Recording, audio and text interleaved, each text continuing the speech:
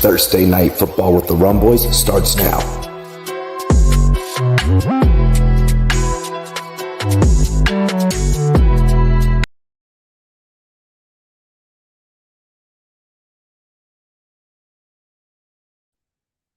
What's good, ladies and gentlemen? Welcome back to the YouTube channel. Cheers to me, cheers to you, all the Rum Boys and girls. What to do? Dilly dilly. Let's go. Judon is about to have a day. Yes, he is.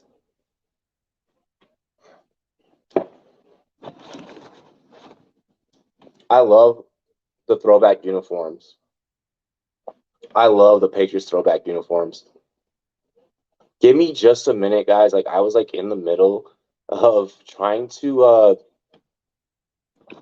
send out the link to everybody that is gonna be on tonight. I apologize so fucking much. Deeply, I apologize. There's Gators. There's Gators Twitter tag. Bow. Alrighty, we should be all set and good to go. Mike will be here shortly. I got some weed grounded up.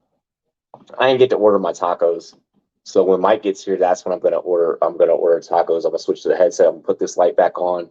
We can have a nice looking stream. We got Nipsey Hussle and Kobe Bryant in the background. On 3rd and inches, the Patriots are not gonna be able to get it here on the run play. Just short, just shy. And that handoff was to Stevenson. Jones just kind of let that one float out there a little bit much. Didn't really disguise that Stevenson couldn't hang on to it. Just a bad handoff. Just everything from mechanics-wise, top down, just wasn't too good. I'll be on too when I get. I know I sent you the link. I sent you the link. Oh fuck! I gotta send another person the link. God damn it! 1 second, chat. We're actually gonna have a packed show tonight. We are gonna have a packed show tonight. Search. Boom. Boom. Boom. Boom. Boom. Boom.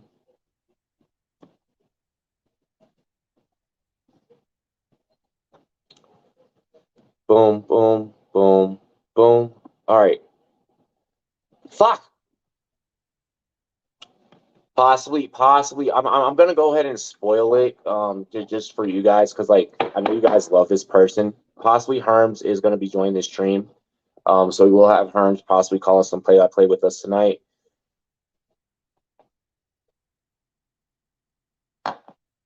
Homie, over at Fantasy Sharks and shit. You know, he doing big things.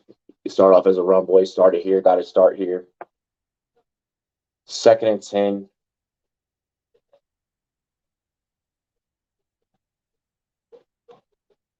Give me 1 second so I can get into a rhythm, and I'm gonna then begin to kind of relax a little. So Diggs was there actually. He was gonna be the one. He was going to be the one to actually probably set up that pick there. They ran swings to set up a pick. And of course, Josh Allen find an open receiver in Stephon Diggs. Stephon Diggs is just Stephon Diggs. You can't. You're not really expecting, even if the play isn't designed. So that play was designed to get Diggs open. Even if the play is not designed to get Diggs open, Diggs is going to find a way to just be the elite wide receiver that he is. I mean, just look at this. He's going to disguise himself pre-snap right behind the other receiver. It looks like it's going to be a pick. Corner ends up taking that. He's going to take that first man, despite seeing post that motion or seeing pre-snap motion. The corner still takes that bait, and Diggs ends up becoming a profitable receiver there for that game. What's up, Mike? What up, yo? Hey. What down are you Diggs on? is invincible.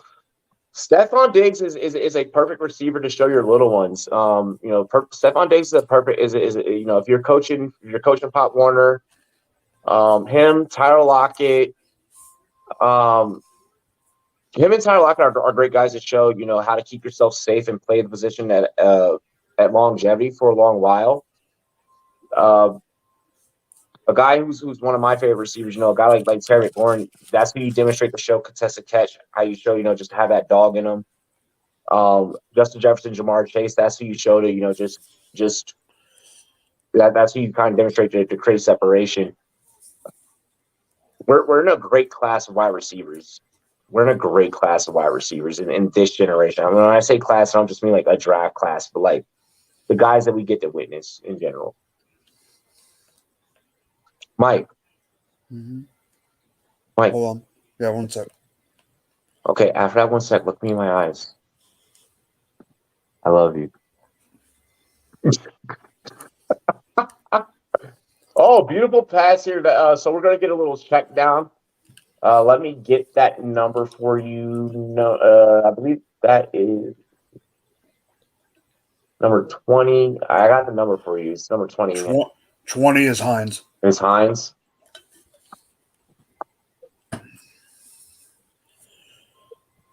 Dude, still tell me about that Laker game last night, you fuck. Wait, hold on. What play are you on? I'm trying to make sure how far behind I am because I know I'm behind. Score right now 0-0, 10:50 on the clock. God damn it. Allen's going to fire this one at Diggs for another check down. I am like 40 seconds behind you. 40 behind? I'm at 11:23, 3rd and 11 right now. Getting the flag. Clock is stopped. Clock is stopped. Mm-hmm. I'll tell you what play I'm watching. I'm watching a play right now, and I'll tell you what happened, and you'll understand. Let me load this bowl because I really want to smoke. He just threw it to Hines. So the pass that you're talking about is the one I just saw, the drop off.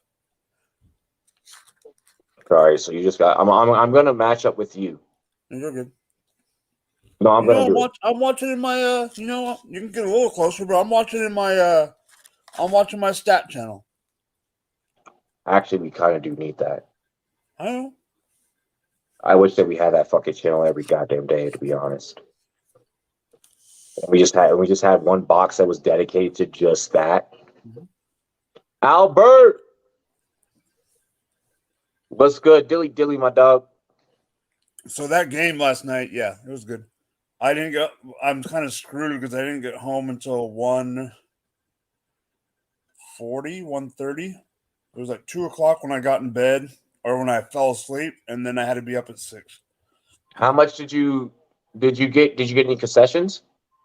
Please tell me you got fucking. I didn't need to. Did work get concessions? No, let's just say the bill at the restaurant before the game was very. Okay, so you went to eat before the game. Where'd you go? Tom's Urban across the street. Okay. Only because who we were with, he just, all he wants to do is, as long as there was beer there, he didn't care, and it was right across the street from Staples, and I knew we would be cutting it short. Bro, Tom's has been there for a hot minute. It hasn't always been there, but Tom's been there for a hot minute. It used to be ESPN. Yeah. I remember. I know. I was born today, not yesterday. I know. I may have lived in this bum ass state since 2015, but I'm still Cali to the heart. We are going to get a false start call here on the Buffalo Bills offense as we take a look at their offense for the first time. It's been fairly stagnant. So we haven't been able to get into a whole lot of play-by-play here. Nothing entertaining so far. McDermott, more bundled up than me in a fucking Colorado winter. But fuck little McVay. I don't show me that mullet. I do not want to see that camera angle. God, that was the ugliest shit you could have sent me. 2-back set here for Allen. He's going to have twins over to the strong side. We're going to get a passing play here. Oh, they just showed a play where the offensive lineman literally just tripped on his own 2 feet and fell on his ass. On which down? I'm getting the 4th. They're walking off now. It was on 2nd. So one thing that I want to point out about this formation. I just got the false start. One thing that I want to point out about this formation, if I'm the edge, if I'm the Mike, if I'm either the edge or if I'm the Mike, and I'm seeing that 2-back set, and I know that I'm dealing with a very versatile quarterback like Josh Allen, I'm automatically keeping my ears pinned back, and the Patriots did great there. They didn't bring the blitz. They didn't bring the pass rush. Buffalo's going to settle for 3 here with Tyler Bass. But on that specific play that brought up the 4th down, the Patriots did what the Patriots do best. Bend, not break. Sure, yeah, you allowed 3 points. You allowed them to get the field position to even get the 3 points. But on that specific play, you did all the little things right. And that shit was a thing of beauty, to be honest. I'm going to keep it real. I just saw that play. Defensively, that's how babies are made. Like that's not okay. That play is maybe not that far, but like that's how first base. That's how you get to first base.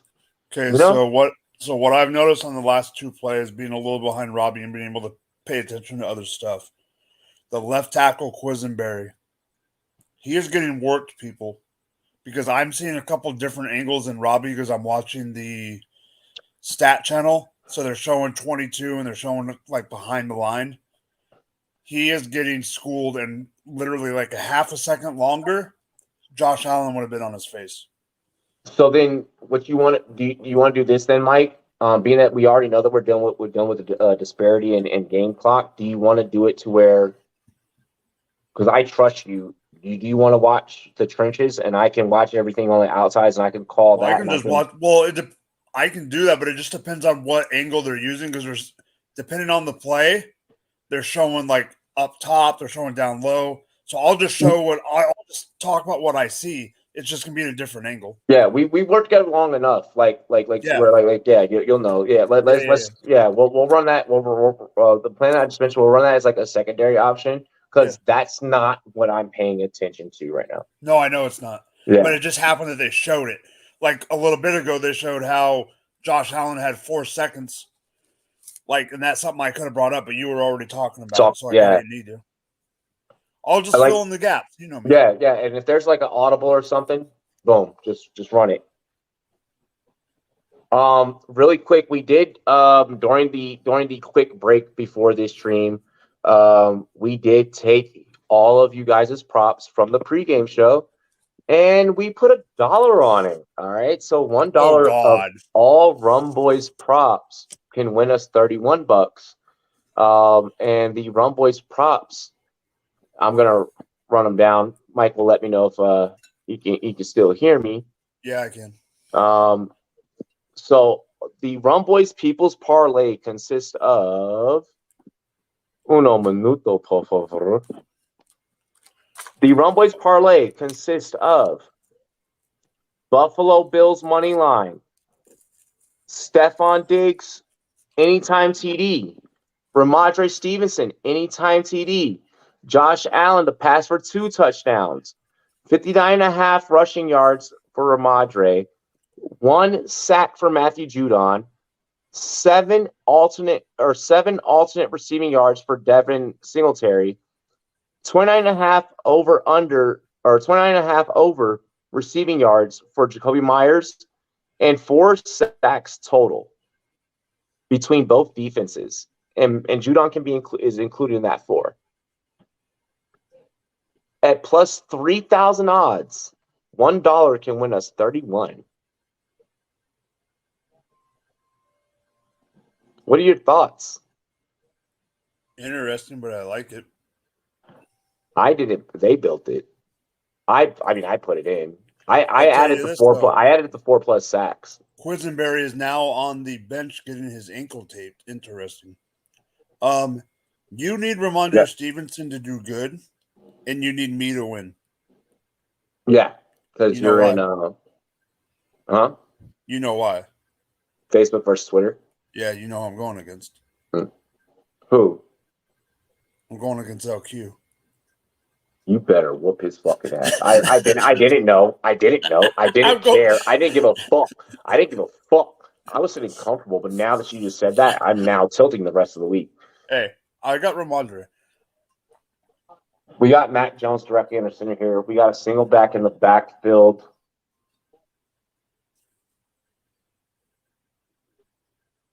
They're granting the strong side receiver outside release. I wonder if that's Aguilar, because that's the only reason why I would grant outside release. I don't want Aguilar having anything inside. Aguilar sucks. But he sucks. But that was Parker. He's good in the middle of the field. Was that on first down? Oh, it was Aguilar. Yeah. Motion. Jones directly under center again, so they're not actually giving him much shotgun here on this play calling. Jones going to drop back, fire. First down in New England. Nelson Aguilar. Fuck, I just said. Mike, what did I just say? So, Bills, remember I'm a play behind, so the stats could change a tiny bit, but this one won't. The Bills' nickel usage is 95. They've played nickel 95% of the time this year. First in the league. And the fact that on that pass completion for the first down to Nelson Aguilar, the fact that they were still able to complete that, I mean, it's just so surprising, like knowing that the nickel was right there. Well, it's crazy to think that they've literally played nickel 95% of the time this year. Mac Jones, quick scramble. We're going to get a flag on the play, though. Mac Jones going to break out to the weak side. I do believe this is coming back. Holding offense. I'm getting it. 77. I'm going to get that play right now. 77 is Quisenberry. Let me know if you see the holding. Oh, no, it's a different guy. Never mind. Fuck, I'm not getting a replay. Different team. All right, I'm watching it. Now, oh, no, I just got the – never mind. I just got the first down throw. I just got a throw. Right, that was pussy. I just got the Aguilar throw. Oh, fuck, he face masked. I didn't see the backside angle. Okay. Bitch. Son of a fucking bitch.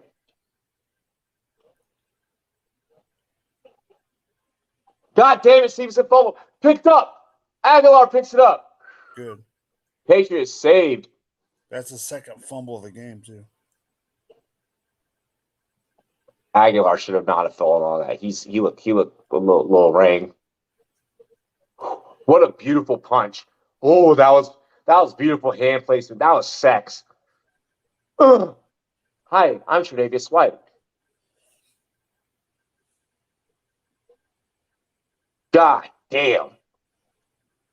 That was one hell of a weight. Like White just came in and like it wasn't even full fist. It was like fist and forearm. It was just like everything, bro. Like he just covered full surface area of the ball. Beautiful pass here by Mac Jones. And it's all the way. It's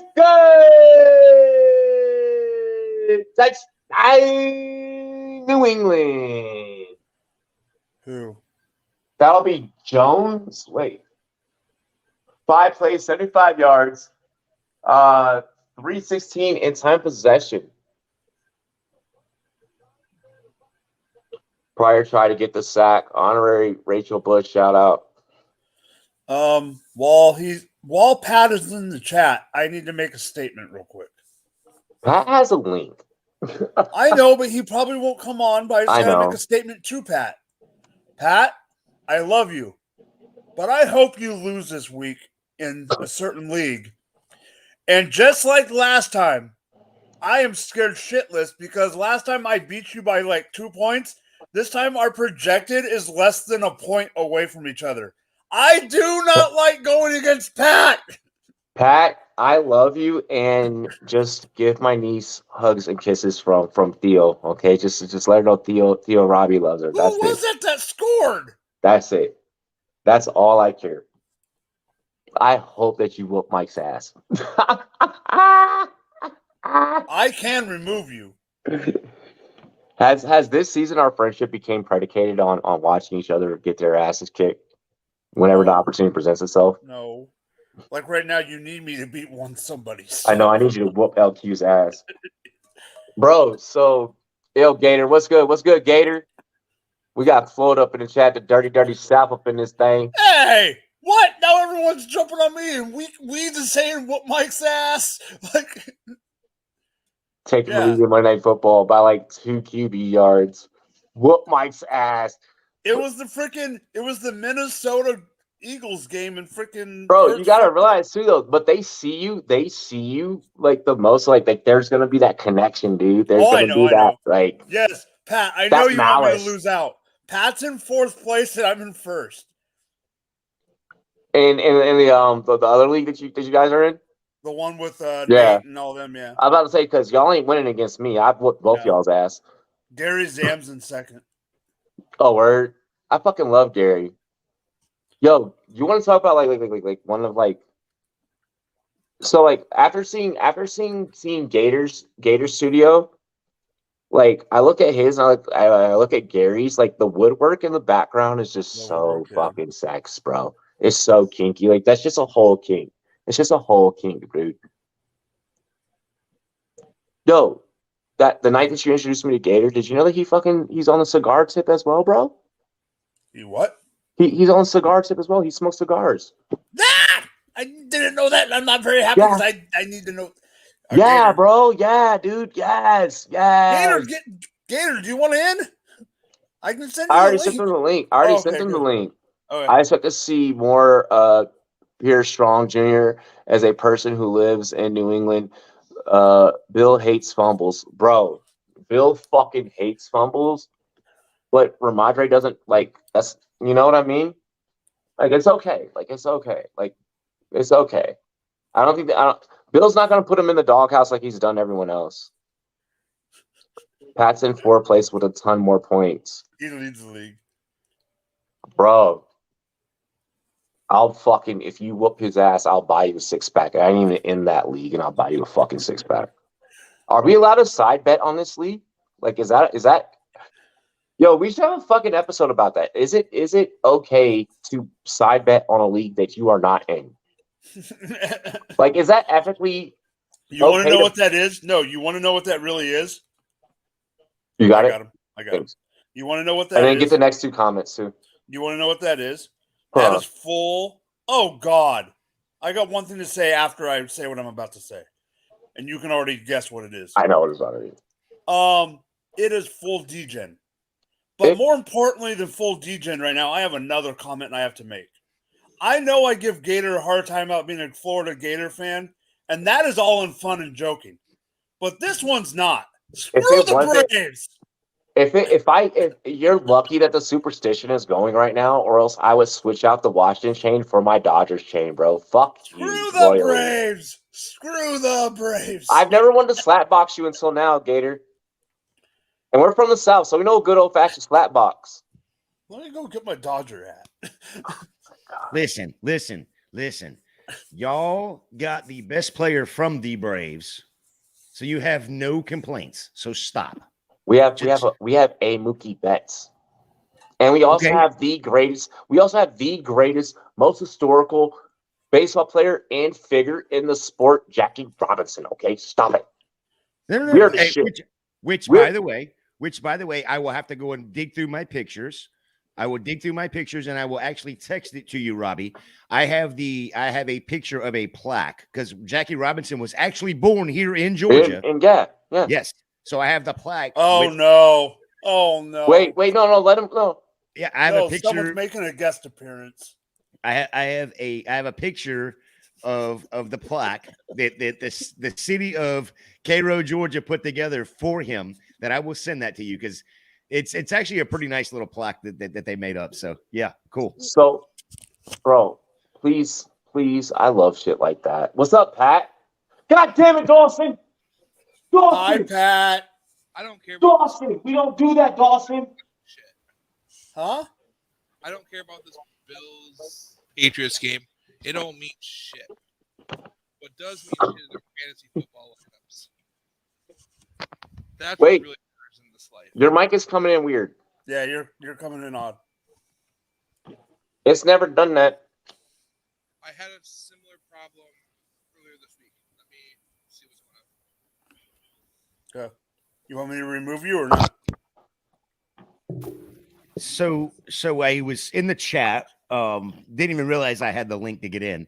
But what made me go and look for the link was because you brought up cigars. What's the deal with cigars? I told Mike it's your cigar, bro. Like you're with the shits, bro. Oh yeah. Mike, Like, you bro, don't like, like cigars or what? No, I did not know that. I have a We're humidor all, over there bro. that I It's a have that thing. needs It's to a be thing redone. here. It's a serious thing here. Yeah, it's a thing here, bro. There's the humidor right there, Mikey. Dodgers my Astros, bitch, and we are the Braves, bitch. You mean the Chistros? Yo, definitely fuck the Astros. Which one you want to smoke, Mike? Is that hold on. Is the wife home? Of course. Fuck, we can't smoke one then. One of those is a gold. That middle one's a gold. I want the blondie, bro. I want the blondie. The little baby. Yeah, that's my favorite. She tastes so good. This one doesn't have a label, because it came directly from Turks and Caicos, which is right around the corner from Cuba. So that is a true Cubanan. And then a couple of the little stragglers that I got. Say the Cuban for Super Bowl Sunday. We need that for Super Bowl episode. I'll save my Cuban for Super Bowl Sunday, bro. Oh, I got a second Cuban as well. So this one. He's down in Florida. He can get them. I can't see the label on it, but yeah, this one actually came. The one with no label comes from. Let's go from Cuba. Good shit, Stevenson. No, that was Cook. I'm sorry. Yeah, that was Wrong team.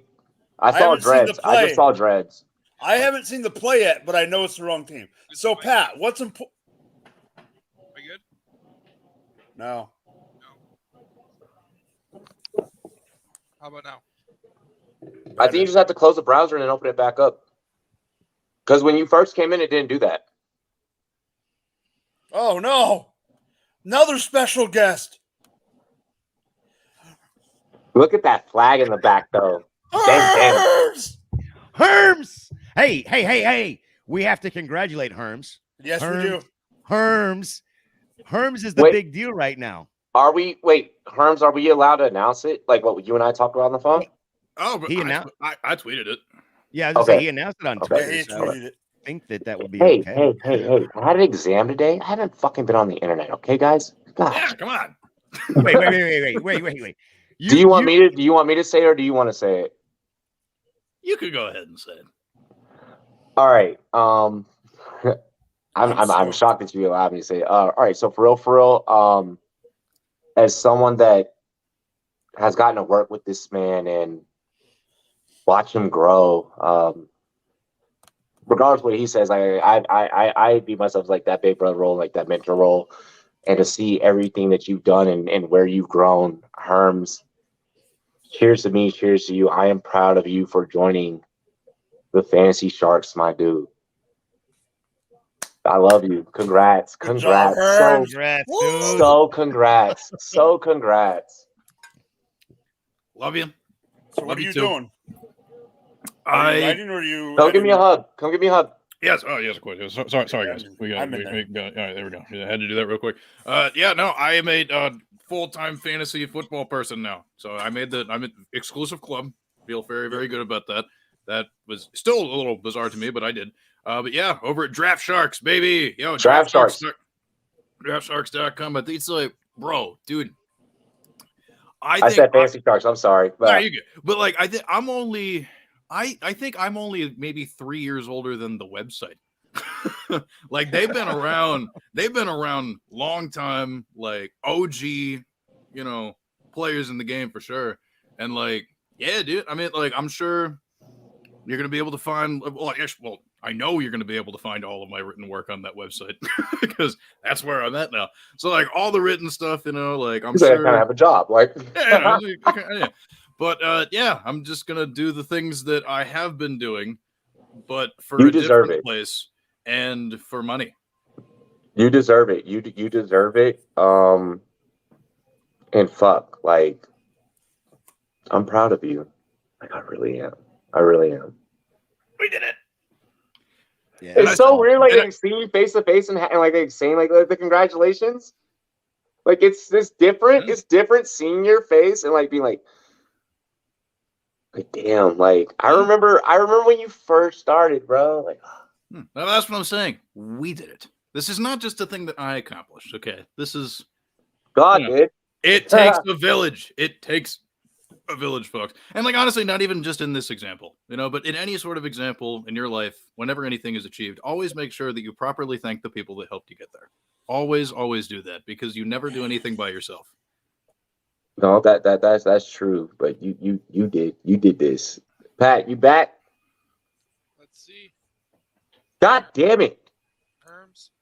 Terms, worms. It's still off. It's still off. All right. Is this your EQ? No, it's not your EQ. That is not EQ. It's almost like his volume's super low. Herms is the audio master. What is it, Herms? I think that's a blowout. Yeah, I mean, honestly, I think the first thing that you might want to, like, reconfiguring the path of the sound is definitely the first move, and then the second move is probably go onto Amazon, find yourself a nice little. He was clear. He was clear, and then it went. He was clear, and then it went. I think that's a blowout. I think that's a bite blowout. That's what I'm saying, bro. Like, although, like, that's happened to me actually, literally on this show before. Yeah. with this same microphone on it, the cable. That's what I ended up eventually settling on being like the cause or whatever. So just, pro tip out there. Sometimes, like, it could be the microphone, but sometimes that little USB cable or whatever cable that you're ending up using to route your sound and stuff, those things, if you don't buy really good ones, die very quickly. I found that out the hard way. Well, I need Pat bad tomorrow night, so like I need this fixed now. Like now that I know this is the thing, like now I need it. Fuck. If By the way, is, guys, Herms is gonna be on tomorrow. Spoiler alert. Hey, I'll be tomorrow night too. Hey. Yeah.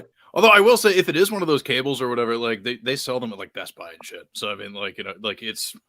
Thankfully, it's not something you necessarily have to special order from like because like there are some things that have definitely broken in terms of my sound system that you have to go to like a music website to buy.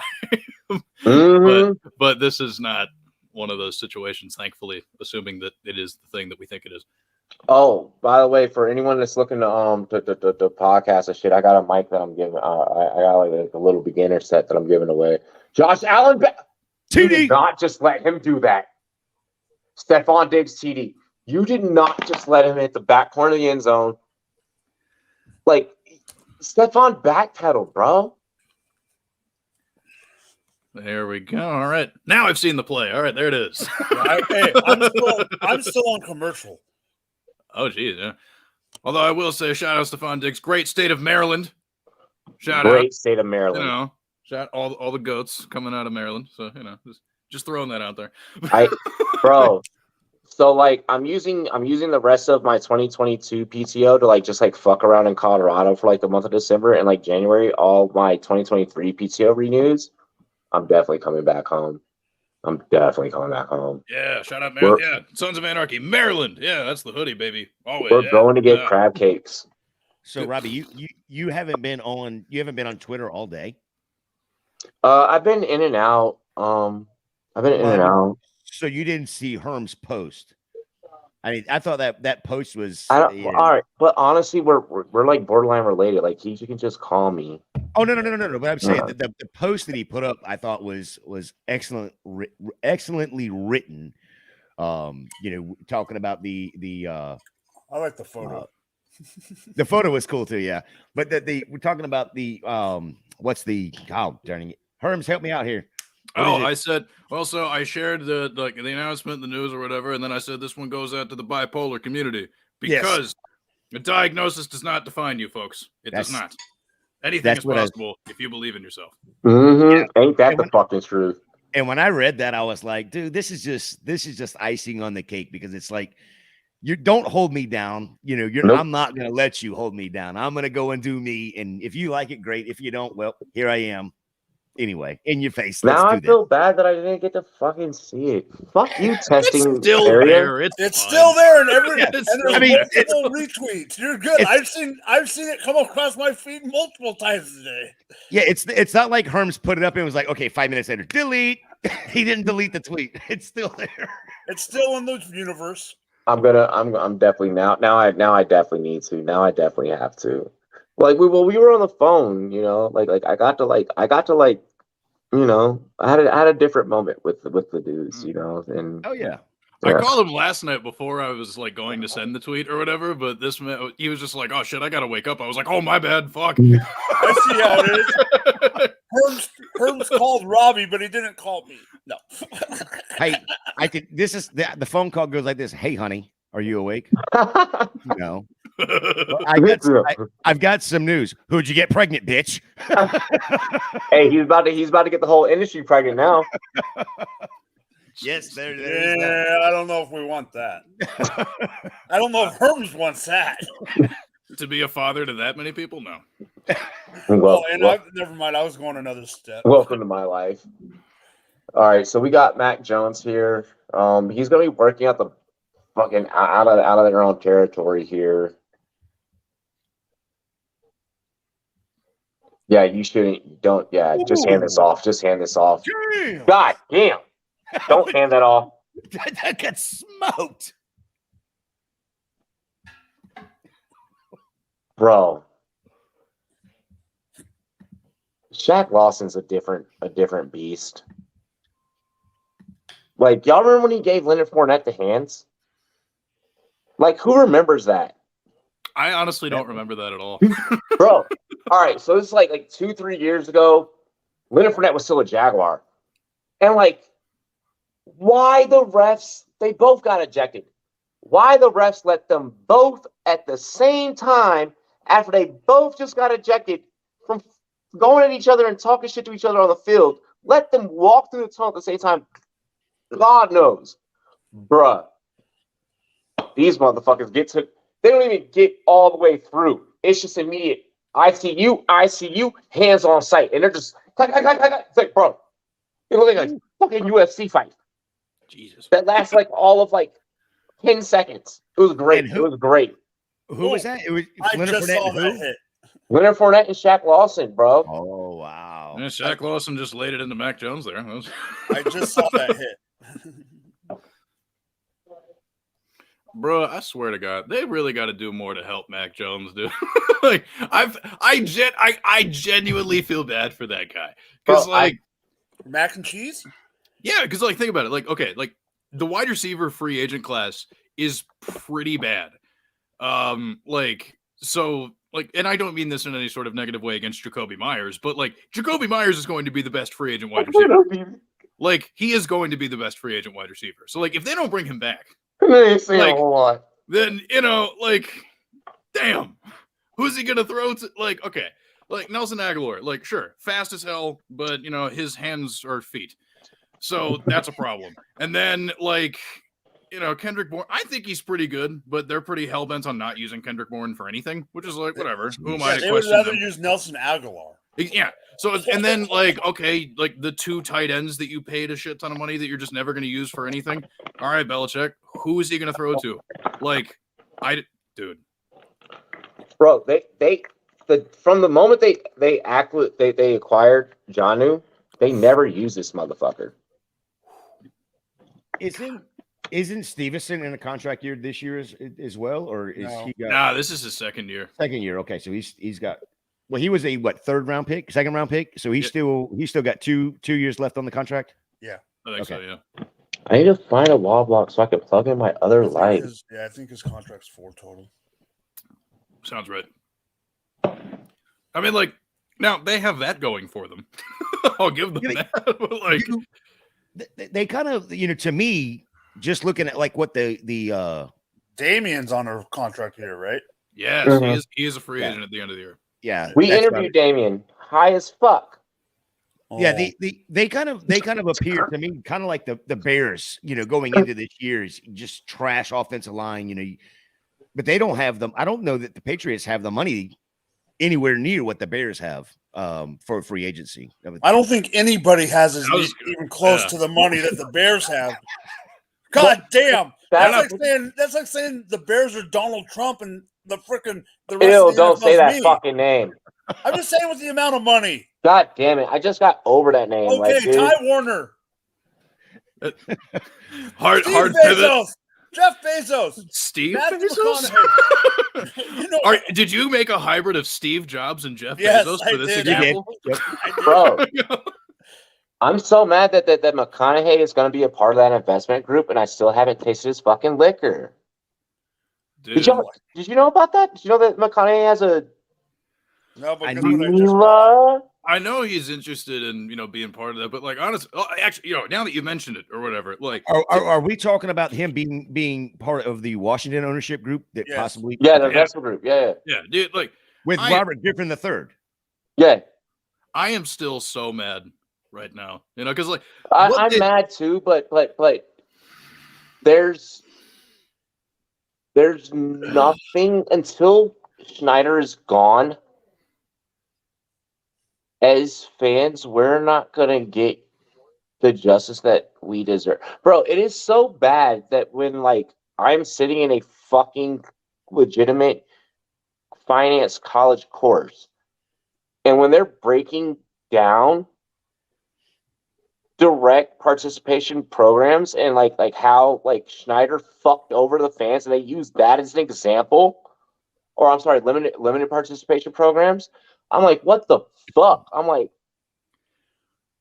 I didn't like when I learned it from like the other side, like the business side of things. I'm like, oh, so you knew that you were doing it? Oh, you knew?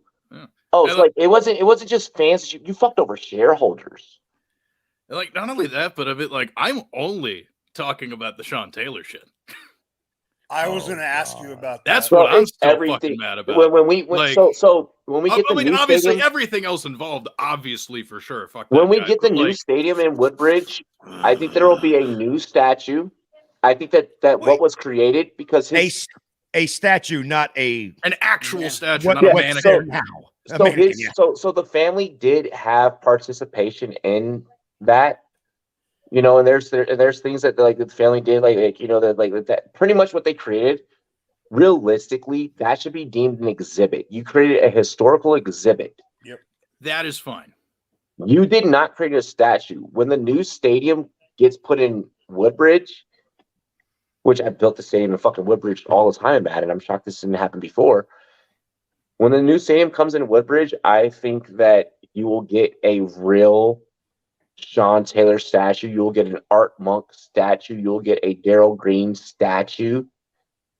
You'll get a Riggins, like you'll get those legitimate, and like they'll probably be like a ring, and like there'll be like a thing, like and I think that's what'll happen. I hope so. It better be, because like, oh my lord, dude, I was already so mad about how What's they up, handled. Pat? Were you that mad, Herms? There he is. Hey, yeah. No, but like how they handled that I could last jerk off year, to the fact that I can hear you now. Like it was bad That's enough. really weird because I just listened to my voice in a mic check and I was like, I sound so fucking dumb. Who the and fuck Robbie is this thinks idiot? she's sexy. Go ahead, Herms. What were you saying? No, but like I was already so mad about how they quote unquote honored Sean Taylor last year by putting his name on fucking porta potties and all that shit. Like that, honestly, like I saw how badly they fucked up that celebration last year, and it made me cry. Like it was so offensive how they, like because like we've talked about it on the day after that happened. I was on this show talking about it. Like anybody from this area of the country that is around our age group, if you ask who your favorite player was, it's Sean Taylor. Yeah. 9.5 out of 10 people are gonna say it was Sean Taylor. So it's like that's not a guy that you can just like, get super casual about honoring. Bro, like it's a huge deal. When you have Big Cat from over at Barstool like backing up the organization, you fucked up.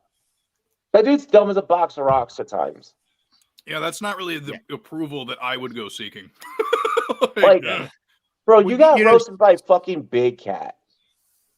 Somebody from the outside looking in, it almost appeared, and by no means am I a Washington fan, nor have I ever been to that stadium. Just what I've seen on TV. You should. You should. Well, from what I hear, it's not even. It's a dump. The stadium itself, not including the ownership. But that's what makes it magic. Getting in and out of that parking lot is a nightmare. I will fight from the outside looking in. It's like every time there was something, whether it was ownership, whether it was financial, whatever, they used Sean Taylor as a hey, let me get my fans back over here. Let me get $5 more out of each one of my fans. We're gonna do a Sean Taylor giveaway night, and that's not the way you use your people. You don't use the especially since he passed, but you don't use that as a marketing ploy to gain money. You use it as a marketing ploy to give away stuff for free because you already have that fan base. Bro, so they did create a organization in the family's name. But I don't think that was Washington. That, like, you know how like the two countries will sit down and sign a peace treaty to end a war. Yeah, I think that was more so like the family being like, so we're gonna help with the exhibit and we'll contribute these items from Sean, but we're gonna control all profits of the organization. You can fund the organization and we'll take funds from you, but you don't get to control how that money is distributed. And I think that's what happened with that. I don't think that Washington actually put up the charity in Taylor's name. I think the family alongside, like, you know what I mean? and you know what's like, fucked about it on the real, like even more than everything else about it? Like, that man did not play when the NFL players wore Nike uniforms. They didn't even use like an actual. They just made like, or just picked up like some like remake of a uniform of his. It's just like, bro, like he was playing in the Reebok days, bro. Like this isn't even like they were wearing Rydell jerseys. Yeah, like the pants might have been people. No, the same people that were making the helmets were making the jerseys. Yeah. He in the end looked like a mannequin out of the pro shop. Pretty much. That's not a good look. Not a good look. Yeah, dude. Like, I'm not going to say. Okay, here we go. All right. I'm not going to say too much. Oh, just okay. Based on your the way you were talking, I was like, "Is this going to be a big play?" Wasn't a very big play. Look, certain NFL shows have their in-league personalities and correspondents. The Pat McAfee show has Aaron Rodgers and multiple different shows that have their people. Rumboys has Herms. That's pretty daggum equal right there. Herms, Aaron Rodgers. I think they're about the equal, especially now. Herm, show us the tattoo. Show us the tattoo. We may or may not be working on, and this is why I say, donate to the channel. This is why, I'm like, yo, like we take all of this shit and like we put it back into this. We may or may not be having a NFL correspondent that'll routinely, at least weekly, be joining our channel. Dude, that's awesome. Wow. Spoiler. Herms gets the big gig and Robbie gets a big guest. Wow. All right, that's not fair. Unless Mike gets sick, I went out. I'm I'm like I'm in the middle of like closing now. It's like when if you start seeing me going like it's not like before, like when you see me going like on freeze frame, like I'm like texting my cousin or shit. If you start seeing me like rapidly going like on freeze, business is about to happen. Hell yeah, bro. Is this a possibility that somebody's going to jump in tonight, or is this something future? It won't be tonight. Okay. It won't be tonight. But it's something that we're going to work on getting done very, very, very soon. So this is going to be like Austin Eckler fucking with Yahoo type shit. I didn't say that. You said it. I'm speculating. I don't know anything. Yahoo has Austin. Fucking Pat has Aaron. We're about to do some shit. We're about to get Yates. See, I was gonna say CBS has got Romo, NBC's got, Fox has got Brady coming. We're talking in big time. Like 6 years. Just know. Hey, I'll give a hint. They already know us. That doesn't narrow. Okay, I'm gonna think on this. Yeah, that's a good one because all you got to do is go back in the archives. You can go back in the archives. You can watch different pods and think about different players that I've talked about. Mhm. Like we know a lot of players, not just players. We know a lot. Like this channel knows a lot of players. Speak of fucking knowing players, God damn it, I forgot to bring this up during the pregame show. Isaiah McKenzie, baby. I'm look. It wouldn't be the Rum Boys Fantasy Network without our yearly fucking Antonio Brown bullshit. Oh yeah. Okay, let's pause for a second because that is like Wait, we're getting AB on the show. That's the third catch Live from the this tower? drive for McKenzie. I know why has McKenzie become like this fucking DFS darling right now? Like Because historically, the slot receiver for the Bills gets looks. It's irritating how they've kind of moved him in and out of certain responsibility, but like this man, like in this offense, it's a valuable role to perform. Buffalo, I have an idea. Run the fucking ball. But yeah, the last time you said that, the running back got smoked. I know. I know. Matt, there's this guy by the name of Matthew Judon on that line, and like he's pretty good. I want to get it. I like him. I like him as a Patriot. Like I want to get a fucking Judon Patriots jersey. Like he's just so fucking. You got to get that throwback though. Also, quick commentary on this game. I do not like the Patriots at all, but the throwback uniforms slap. The throwback is so fucking short, bro. I don't like those. Touchdown. Helmets are a little just across his body. Fucking throw that the game is. Oh my god. I'm with you on the helmets. I'm not as big about the helmets, but the uniforms are clean as hell. Josh threw it. Yep. There we go.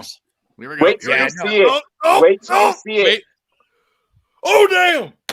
Yeah, it's sex, bro. It's sex. Damn. Homie, hey, he's on the sideline. He's on this. I think I just finished. Dude, he said I just finished. Hold up, flag on the play. Oh no. Holding on the defense. Who cares? All right, we're good. Right. But bro, don't edge me like that, Herms. Yo, you know this?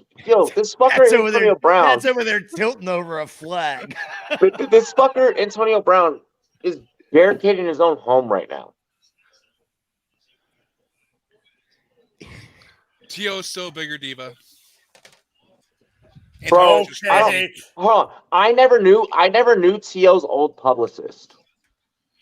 So I was on the phone with Herms.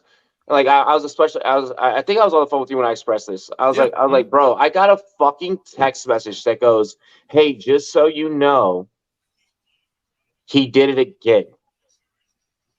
And I'm like, what do you mean? And like I already know, but I'm like, what do you mean? And it's like, and I get the next text I get is, "You're about to see it soon. Hold on." And then Dove fucking Kleiman, as usual, it's always Dove. No one knows who the fuck Dove is. No one's ever met Dove in person. No one's ever shaking this motherfucker's hand. No one's ever bought this motherfucker beer. But he just always somehow. Next thing I know, I get fucking notification from Dove. I think it's time that I should reveal that I am actually Dove Kleiman. No.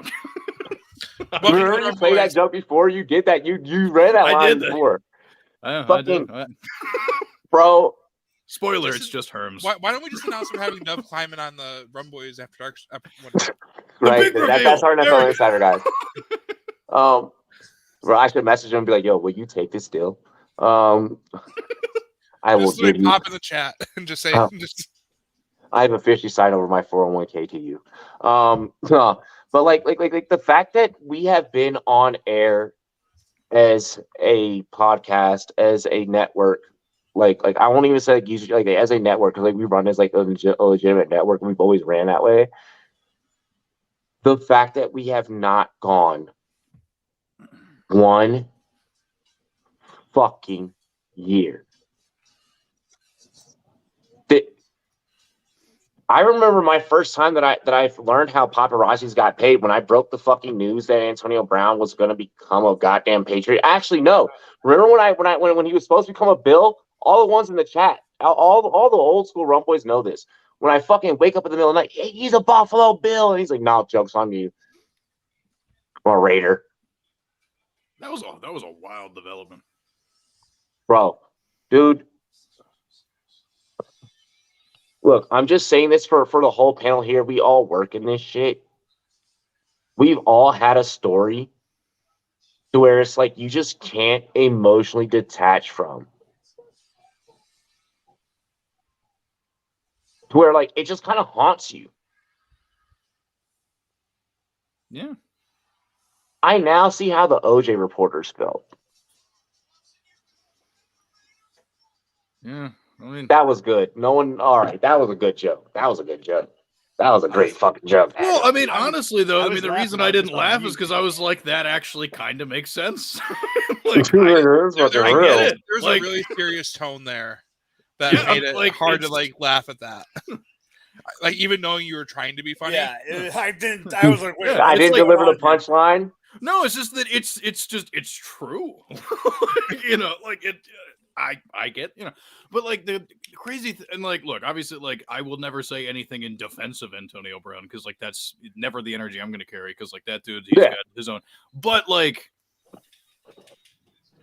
ever since he got his bell rung by Vontaze Burfict in that game against the Bengals, I don't know what it is, but something within that man's brain just like flipped. Bro. And like, you know, and people always ask me all the time, it's just like, oh, like you hate the Ravens the most, don't you? I'm like, no. The Bengals are my least favorite team because that's just one example of the Bengals doing some crazy ass shit to ruin a man's life. Ryan Shazier, look what happened against the Bengals there. Antonio Brown, look what happened against the Bengals there. Like She was throwing up gang when signs. when I got the text from this person, and like when I got the hold on wait, before I read Dove's tweet, what went through my head was, I'm just not gonna do it this time. Like I'm just not gonna report on it. Like I'm just not. Like at this point I've officially said I'm done with it. Me and the storyline, we're done. Yeah, I think that was the best thing I could have done. Antonio Brown is like, I treat him and whatever quote unquote news comes out about him the same way that I treat Kanye West news. I'm just like, oh, really? Again? Yeah, that doesn't shock me. Okay, cool. And then I leave it alone. Because I'm like, all right, well, what do you expect? What do you expect? You know, like, it's, you know, like, I understand. And like, they're public figures, so people will comment every time something happens and whatever. Like, I get it. But I am the type, and, you know, just based off what you're describing, I mean, you're definitely the type, too, that, like, there are certain individuals that come up repeatedly in the news where you just, like, you give it attention, then it reaches a certain point where it's just like, I can't do this. I can't. Yeah, I can't. I don't care how much someone's gonna pay me for it. Like I don't care. Like I'm not doing it. I don't give a fuck. I'm not doing a story. To George's point here, a lot of people think that the fantasy playoffs start once they're locked into the playoffs, and that is true due to the fact that yes, literally, you know, they start then. Your fantasy playoffs have started now. Let's just be completely transparent with each other, right? Let's be forthright.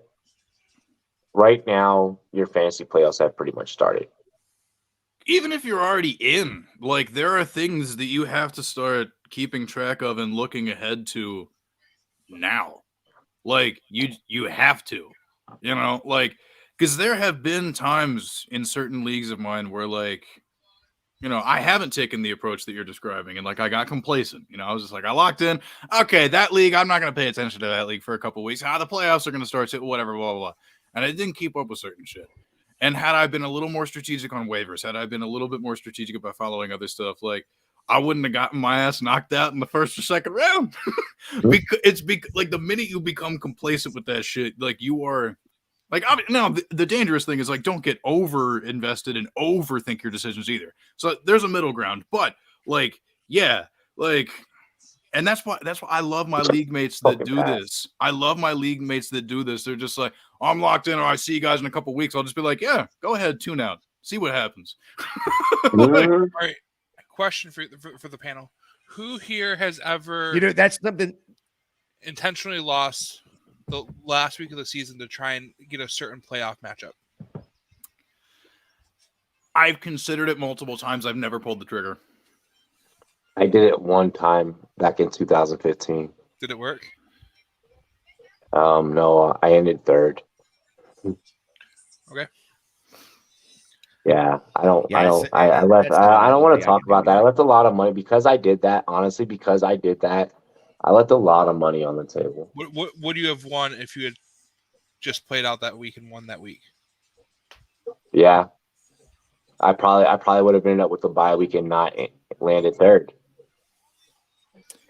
That's why I always, tell people like, and so we get discussions about certain things like this all the time being in fantasy about like, certain types of things that, they're like, is this ethically okay? Blah, blah, blah, like tanking or like churning waivers to fuck somebody over, like whatever. Like this falls under that umbrella.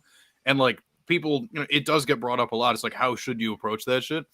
Like, I'm of the mindset, and like I said, I've been tempted to do this numerous times, but I never have because it's like, I don't want to tempt the fate of the fantasy gods, first and foremost. And then also, like, bruh, what may seem like an easier side of the bracket. Fucking Josh Allen pass broken up. 1 week. Like, you don't know, like. Or Mac Jones, I'm sorry. Hell yeah.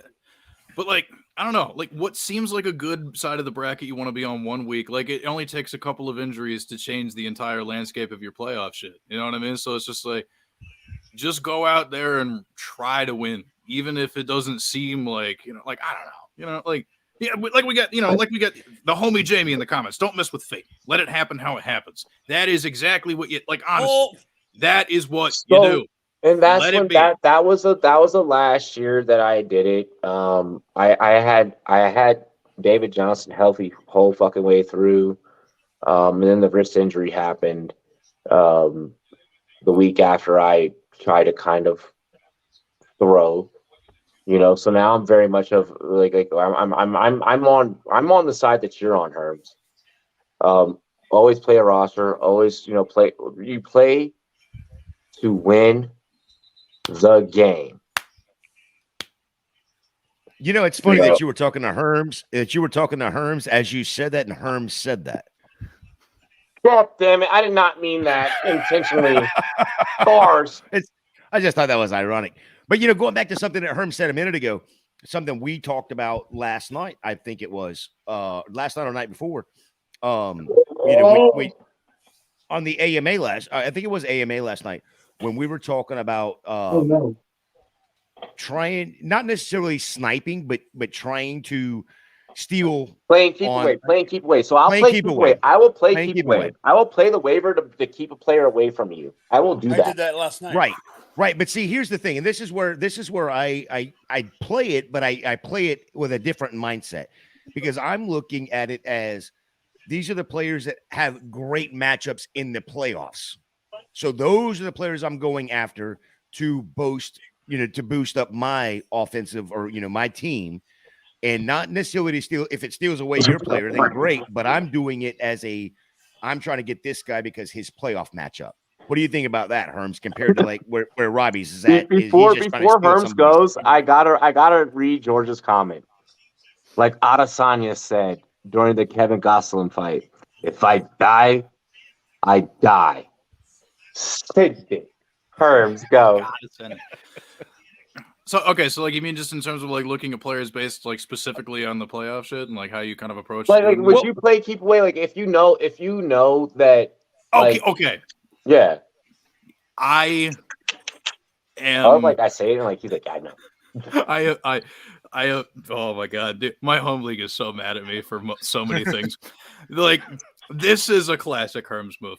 I am that asshole. I am that asshole. I will pick up that's a Gemini that because it's like I don't need these fucks, but I know you do. So right. There is nothing wrong with the outsmarting someone at their own game. Yeah, exactly. Because that is pure gamesmanship. As Cool long as no, and I'm not saying there's anything wrong with it. I'm just saying there's two different mindsets when I'm playing it. No, for sure. Yeah. Okay. You know, and there are people that will say, you know, and that's, you know, it, like I said about the thing that we were even talking about before that, like there are a handful of things in fantasy that fall into this like ethical umbrella that people like to openly discuss. And this is an example of where the line that I draw in the sand for a lot of things is this gamesmanship or is this you being an asshole? Because if you're being an asshole, then fuck you. But if you're not, and you're just doing something like tactically smart, then like, yeah, nobody can ever. Herms, what if one of your internal twins is naturally an asshole? I mean, I know for a fact one of them is, but at the same time, I have the other one to balance it out. So like, that's it's fine. But like, yeah, like there are a handful of things that you can do that might piss off your league mates every single year, but there's not inherently anything wrong with I want to get Pat and Mike's take, because Pat and Mike weren't here last night to talk about keep away. So now I know your take on keep away. Let's what go did y'all keep away. two say? So I got into keep away in my initial home league. I feel like keep away is a good home league game to play. 100%. It's the best part about fantasy football. And it's final week of the season. This league had at that time week 17 waivers. Or not week 17 fantasy championship, which is garbage as it is. The guy I matched up against in the championship had Zach Ertz, who was supposed to miss the game. I know where this is about to go. So I had prepped my entire lineup. I knew who was going to be able to play. I then on Saturday morning dropped every single player on my team that was not going in my starting lineup and picked up 7 tight ends. You fucking all right, you're a dick. All right, you did the most. You did what we said to not do on last night's episode. No, I didn't churn. I didn't waiver churn. I knew who I was gonna have. I had bench spots. I kept them. Yeah, but you probably dropped some good shit to do that. But I dropped my bench that would never play, that wouldn't play that week. Because it was the last week. So no one was playing. The reason I think it falls under gamesmanship, even though like it sounds bad on the surface, but because he specifically said he dropped his bench and did not do because the churning is what makes you an asshole. If you're just going to be a weirdo and drop your whole bench and do the whole thing, like, yeah, it's a bit of a weird move, but it's a smart weirdo move. Because the smart weirdos are the ones that get ahead of the game. I didn't say that it wasn't a strategy. I said that it wasn't one that I would do. But I don't think there's anything necessarily wrong with it either. Because he didn't churn, I think it's technically okay. I didn't feel bad about it at all. Like going into like the commission like saw me like getting ready, like as I started doing it, he was like, "I know what you're doing, and that's genius." And he's like, "Just don't drop them later." Is your commissioner an analyst in this league by chance? No. No. This was a home league. This guy, I don't even know if he plays fantasy football. Yo, your commissioner is a fucking badass. He literally got divorced and like shut down the league. His wife joined the league at one point, and then like a year later, got divorced, and then like stopped talking to everyone. Ooh. Because he realized that he was the dick in the situation. That's another reason why you shouldn't be like I guess that line exists. You can never cross that line, because if you cross the line, you're losing friendships, man. Like you're losing because like, my home league, like I and I've talked about it before. It's me and a bunch of other tattooed punks and metalheads from my local music scene. We talked about this on the Survive, actually. Yeah. Yeah. Like I could never do that to those people. Because no matter how badly I want to win, those are my boys. Those are my dudes. No, you're my boys. Fuck that. You know what this is. You became my fucking friend from the beginning. You're fucked. But the line. Okay, the line. I cannot go over. I can't go over that line. You cannot like it in I don't know. I mean, like in a league where like actually, so tell you what, if you are. look, I'm not endorsing doing asshole shit, but if you're gonna do asshole shit, only do it in a work. Put it on Pornhub. Only do it in a work league, because if you especially if you can Let fuck me over a address this coworker really that you don't quick. fuck with. No. Hold on, let me address this really Oh, quick. yeah, Let me address this really quick because I also want to I'm kidding, I I'm also want to kidding, get I'm Mike's kidding. take on keep away. But let me address this really quick. All right. All right. The second you start playing for money, friendship takes a back seat. Yes. This is what I wanted to address. What did you expect? We nicknamed this motherfucker mac and cheese, bro. And we don't name him baked macaroni and cheese. This ain't Auntie Auntie Lupita fucking mac and cheese. All right. This is Mac Jones. The way that Mac Jones plays and why we call him mac and cheese, he plays like a box of Kraft. Yeah, but the other side of that coin is who the fuck has he got around him? He doesn't have anybody around him, so it's not like he can be anything. Bro, Like we were saying before, yeah. Like we've traded for always Devontae said Parker. that. He's great. We've always, I know, that's but always been a sentiment. You can't sit there and say Mac Jones is playing terrible right now because he doesn't have anybody around him to play good. You And you can can't because of stats. Well, okay, that's fair, but you can't sit there and ask for the backup to come in when he's going to do probably. I can because I like him more. the other part of it, Western Kentucky liked him too. Yeah. The other part of it that's like he made me a lot of money, bro. I do understand in this specific It's destroyed Dick instance, like, December. I do kind of understand, like, at least as far as the New England shit goes, like people like being curious about, you know, like the shrug what about Zappy thing, because I'll be honest, the time he has seen on the field, he looked a hell of a lot better than I thought he would. Dude, I would like Mac Jones. Like, I still believe that there shouldn't really be a big conversation about benching Mac Jones, but like, I will say, like, I think that there needs to be a big conversation about benching Mac Jones. I really come on, but I do think Zappy does deserve a lot of credit. He really do, because like for me, like I was interested in some of his skill set or whatever, even coming from a smaller school, coming from playing in the same system forever. I was super interested. Yeah. But then I was like, yo, this dude fucks. Yeah. But what really kind of like soured me on him a little bit was like a lot of the reporting that I saw from people that were down at the Senior Bowl, and then especially what I specifically saw in the Senior Bowl game. Like, those are some of the showcases, especially for the smaller school guys, that like this is going to be like some of the biggest thing that you're going to get against a higher level of competition before you come into the league. What I saw during that game. Oh shit! Nice. Yeah, are you going? I want to. We'll see if Draft Sharks wants to send me. Yeah, what's up? But like, yeah, for sure. But like, you know, I was done. I was just like, okay, like whatever was cool about him on tape, like against this college team of all-stars, he looked like trash. I'm done. I don't care. But then that preseason game rolled around, and he looked good. And then Mac Jones gets hurt. He comes into a regular season game. That man looks good. Really? He goes into Green Bay. Really quick, looks pretty good. And I don't mean to skim over. I don't mean to skim over anyone in the chat's comments. It is honestly astonishing to me, and maybe it's the fact that he's just coming back.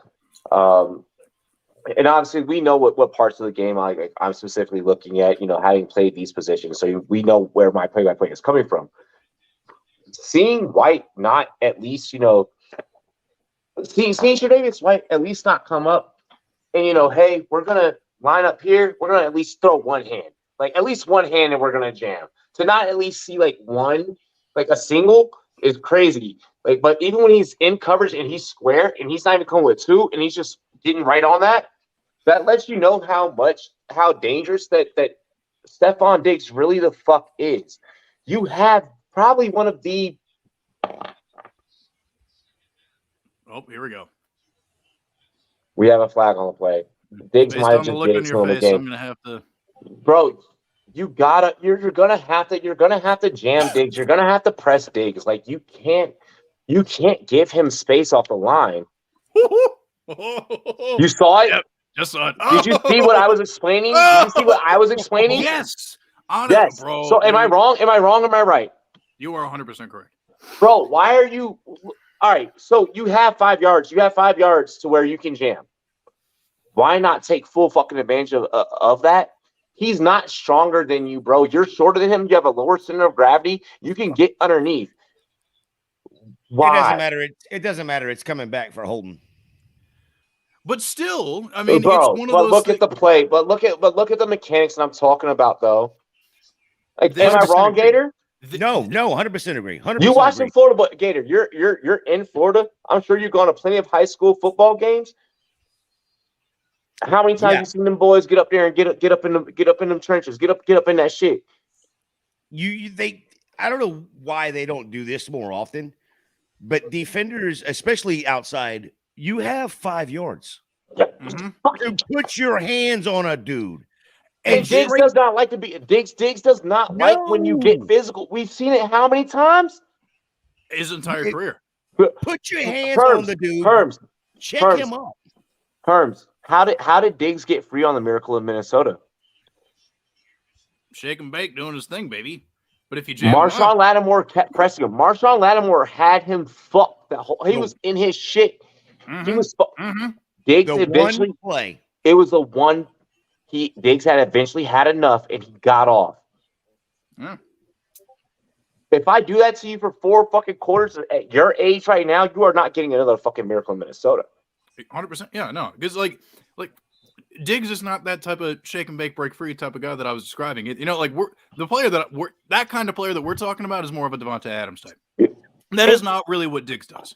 And like there's like you said, I mean, it's clear how to prevent this. But like I would say though, like this is a perfect example. And I was listening to the PFF draft podcast yesterday, and they were talking with Dave Grubler. Matthew Judon.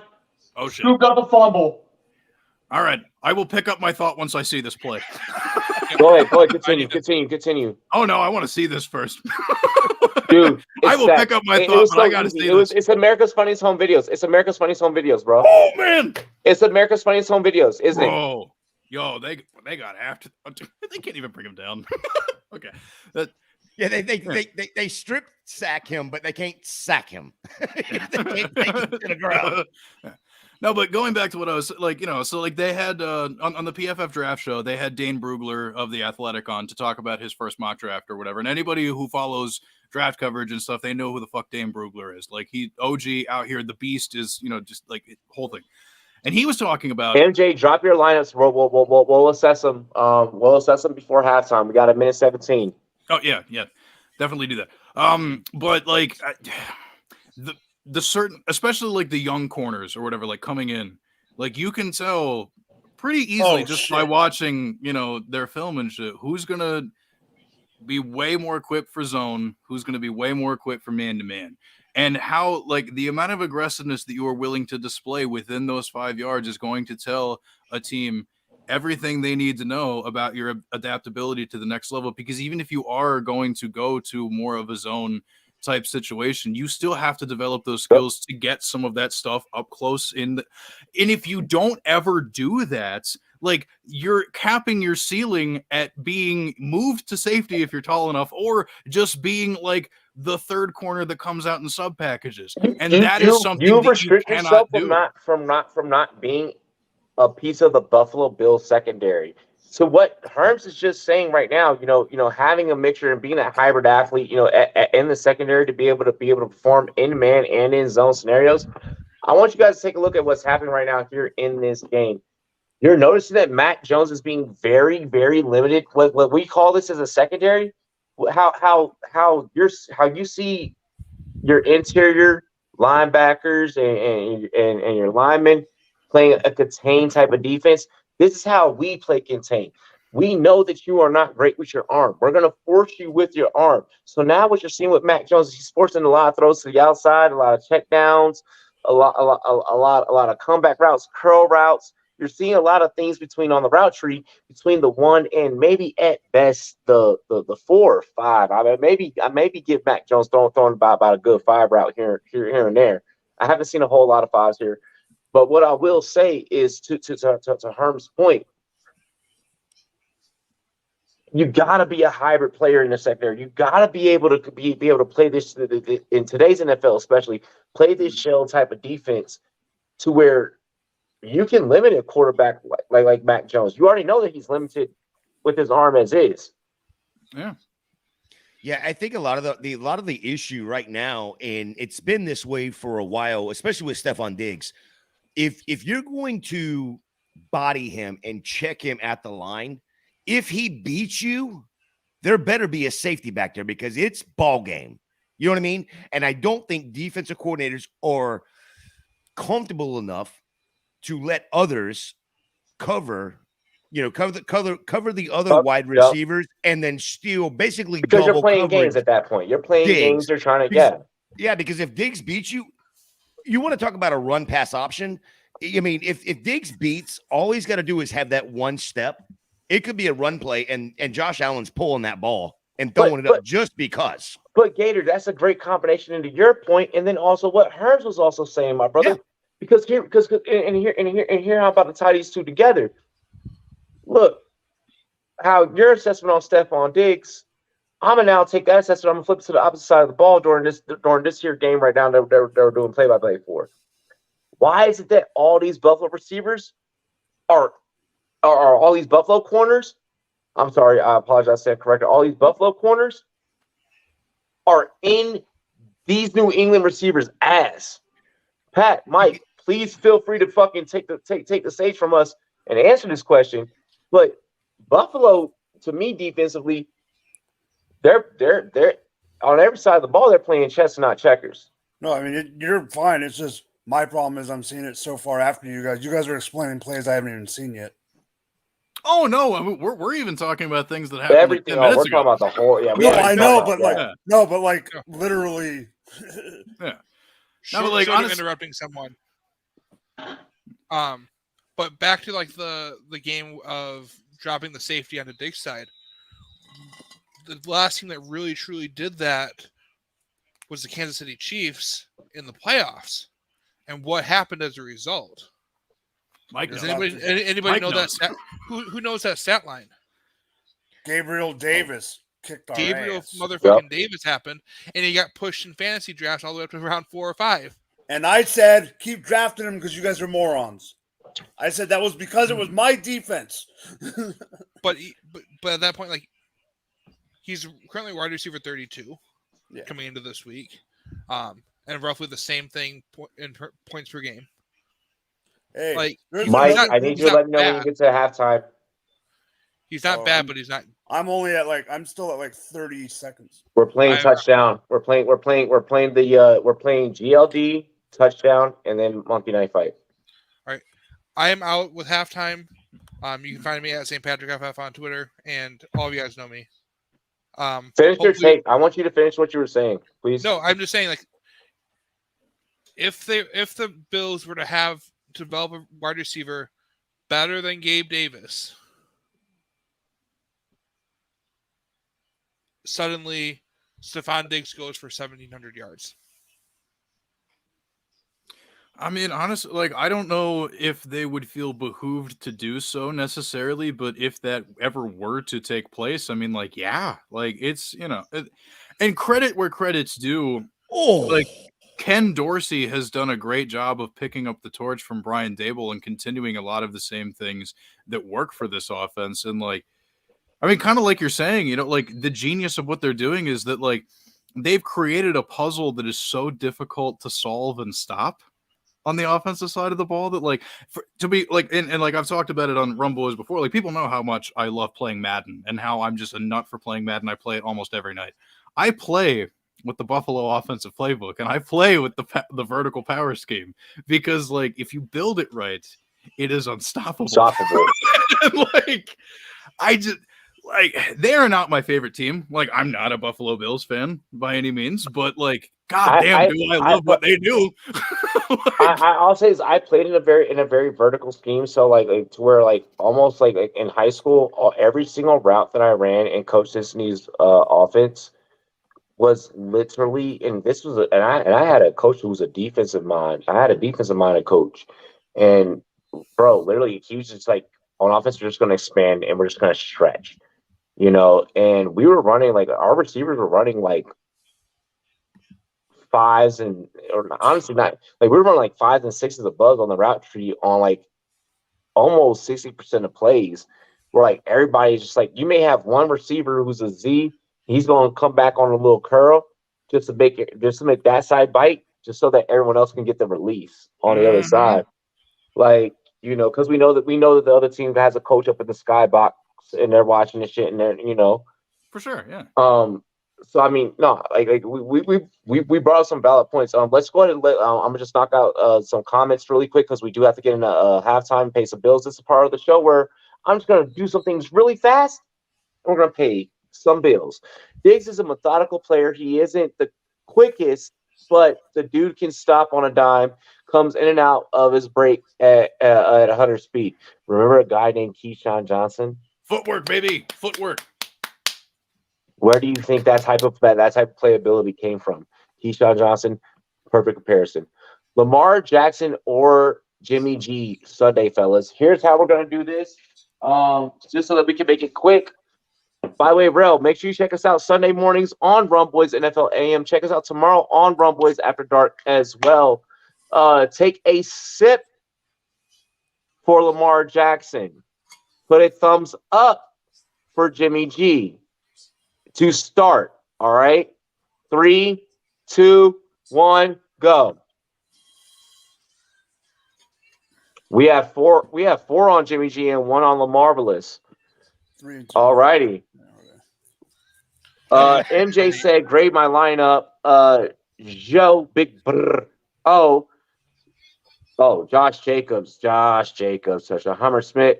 Let's see, Monty Higgins, Deontay Johnson, who Robbie got his name wrong during a fucking interview, despite us having the same last name. Chase Claypool, Travis Kelce, Pruitt, Titans defense. My brother in Christ, pick up a different receiver than Deontay Johnson. Yeah, I would pivot from Deontay is where I'm pivoting. If I can get like a Darius Slayton. Well, Darius Slayton is, you know, kind of we don't know what's going to happen with the injuries and such. I would even take Richie James. Mac Hollins is still available. Mac Hollins, yeah, go like Mac. I would go Mac Hollins. Mac Hollins is a perfect fill-in for Deontay. And Mac Hollins is an identical fill-in. Yeah, no, yeah, I would go Mac Hollins in place of Deontay Johnson. In terms of Pruitt, oh my God, can we find Juwan Johnson? At this point, it might be a little tough just because I feel like people are kind of coming around on that. But like, hold on. Okay, so like, also, if you guys don't mind me working in the background, I'm going to stay on the stream for the rest of this. No, you're fine. No, because I do have to do certain things, but I'll stay as long as that's acceptable. But this is actually a really good and interesting thing. So like, what I'm currently working on is actually bro. Yeah, hell yeah. I'm actually working on my start sit contributions for my job right now. So I'm gonna finish what you're doing, but while I'm going to look for a tight end for this person. What I want with the Pruitt situation is I want to see if you can get into Johnson. Wow, that sounded really fucked up. Whoa, pause. If you get Juwan Johnson, I want to run that. Bro, is Mac an idiot? He could have ran that for a first and have gotten out of bounds with tennis spare. Listen, here's the thing. On one of those plays there, I don't remember if it was on the third, if it was on the second or third down. They literally ran bunch trips, which has the ability to where one of the 3 options on that side, over on the strong side, has the ability to set a pick. And they rolled Mac Jones over to the strong side during that passing option. And Mac Jones had the option that whole time. It's a fake handoff. It's a boom. No one set a pick, which means that everyone got covered, which means that for a quarterback like Mac Jones, options got very limited, very fucking fast. I got it. Tight end. What you got? Instead of Michael Pruitt. So according to Fantasy Pros, their whole thing, so they have the rostership percentage. It's a hybrid, I think, between Yahoo and ESPN. So it's, according to their data, Tyler Conklin is available in like almost 75% of leagues. It's a revenge game against the Vikings defense that is not particularly great at stopping tight ends. So, especially now that Zach Wilson's not the quarterback, dude, like the best success Tyler Conklin had with the Jets this year was when somebody else was doing all that shit. So instead of Pruitt, like if you have an option, to go with Tyler Conklin. Like, I wanted to mention Tyler Conklin but because I've been on air for like the last like week and a half, basically dick riding Conklin, I didn't want to keep going down that road. Like at this point, like at this point, it's became dick riding. Like I'm not gonna front, like it's straight up dick riding. Like I'm not afraid to admit it. Like I'm a Conklin truther. That is the perfect. That's the perfect tight end with the perfect matchup this week. This lineup I love out of yours, MJ23. Let's keep it. Let's rock with it. Lock it in. Hold up, real quick about that. Yes, Zacchaeus, bro, dude. Yeah. Like that man. He's right now. He's finally on it. I like that one, but make sure you have my boy, aka also the only NFL player who follows me on Twitter, JaMychal Hasty, on your bench in case Travis Etienne misses time. Because I swear, like, people are going to be tempted to go with Hendo. But, like, look, JaMychal, my man, going up against. Showed up. You know, I shouted you out I shouted you out actually an episode or two ago because of Hasty. Ladies and gentlemen, at this time, we do have to get into halftime. I'm sorry to cut off our panelists. Believe me, our panelists are excited to interact with you on the second half of the show. I promise you. Guys, are you excited to interact with the chat? Let's do it. Hell yeah. First, we're going to get into a word from our sponsors over at GLD. Following that quick commercial, we will get into a music video, touchdown. We're bringing that reggaeton flavor, you know what I mean? And then we have to introduce you to Monkey Knife Fight. Our producer, Mike, is going to take you away. Cheers to me. Cheers to you, all around boys and girls. What it do? Dilly dilly. We'll be back in a few. I bite in Miami when no land, ain't got no understanding. How to hear I'm burning, or turn me on, you can't understand it. In the club, posted up, they lit up, no matter where I'm standing. Drop GLD for the Cuban link, yeah, you see it there. Might spaz out on some taller shit, no on zero tolerance. Money conversations ain't hard to relate, it's hollering. See my net, they acknowledge it, good bring away your knowledge. Yeah, I'm still feeling that vibe.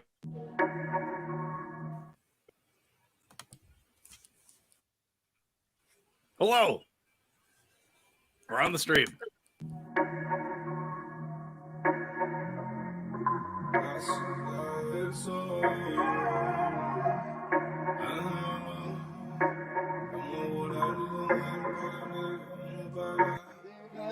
Vine a buscarme, quiere salvarme, pero la cosa está seria, estamos en todas las medias. Vine a buscarme, quiere salvarme, pero la cosa está seria, estamos en todas las medias. Y llego la bolsa completa, levanta la nena y son de primera, me río y parece comedia. Me fui para la noche, down in the trap, giving my back, they don't know how to act.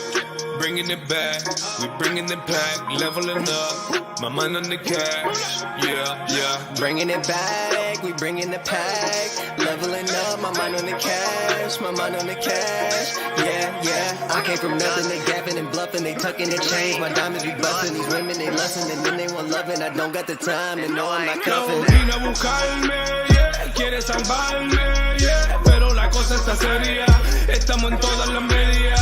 Vine a buscarme, yeah, quiere salvarme, yeah, pero la cosa está seria, estamos en todas las medias. Worldwide, dropping hits, ain't no misses, popping champagne, pouring out on bitches' titties, where we had the club lit, when we touch down in your city, I said we smoking strong, and there ain't no squares with me, ain't no squares. Yo, quiere janguear, quieren vagar, le gusta pasear, quiere janguear, le gusta vagar, le gusta pasear, la noche completa conmigo la vamos a pasar.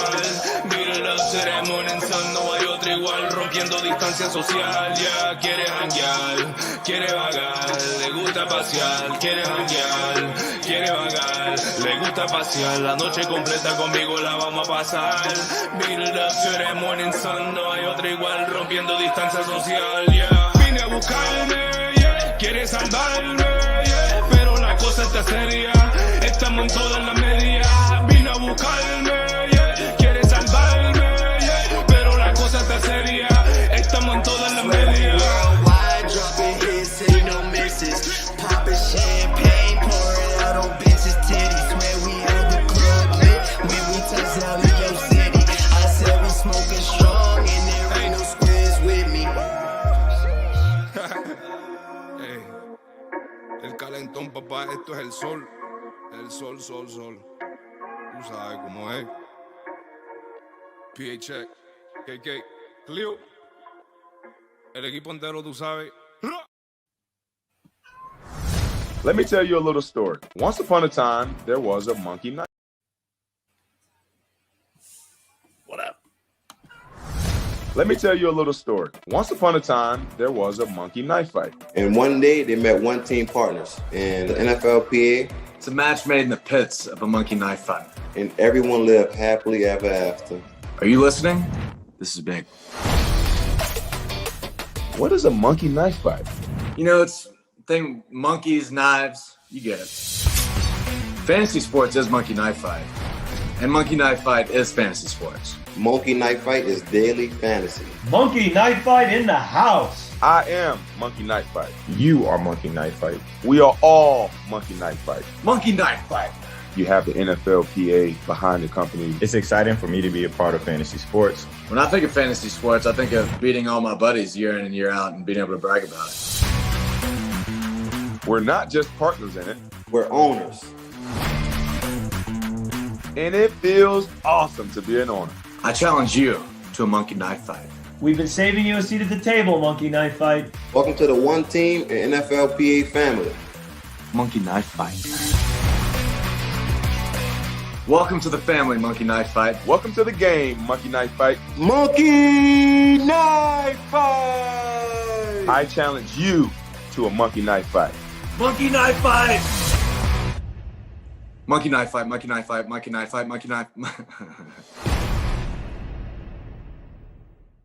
Monkey knife fight, monkey knife fight, monkey knife fight, monkey knife fight, monkey knife fight, monkey knife fight, monkey knife fight, monkey knife fight, monkey knife fight, monkey knife fight, monkey knife fight, monkey knife fight. Oh, we got Gator trying it now. Hell yeah. There it is. See, look, okay, look. We got to do a TikTok of all of us trying listen, to I'm do that. still Monkey Knife Fight still needs to change their commercial. They still need Kirk Cousins on the plane with the chains and get him out of that living room. Bro, I'm gonna be honest. I just need to upload the other commercials because there's more.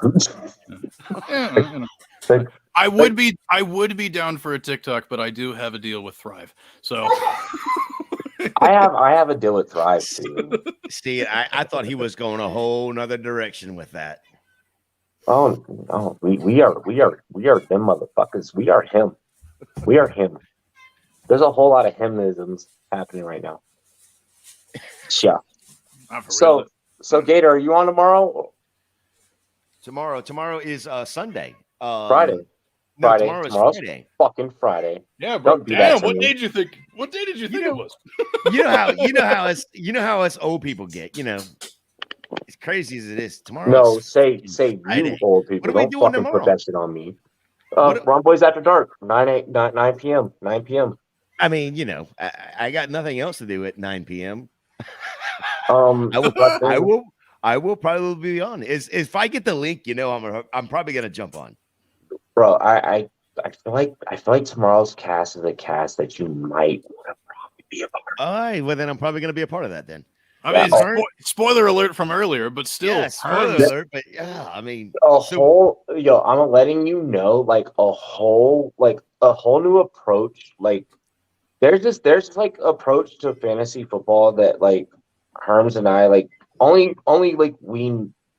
It's only a thing that you get when we're together. Like listen, OG viewers of the show know. They're the Batman and Robin nature of Herms and Robbie and Herms. I'm the Robin in this situation, but like, I'm just saying, like those were some memorable streams. All right, some memorable streams.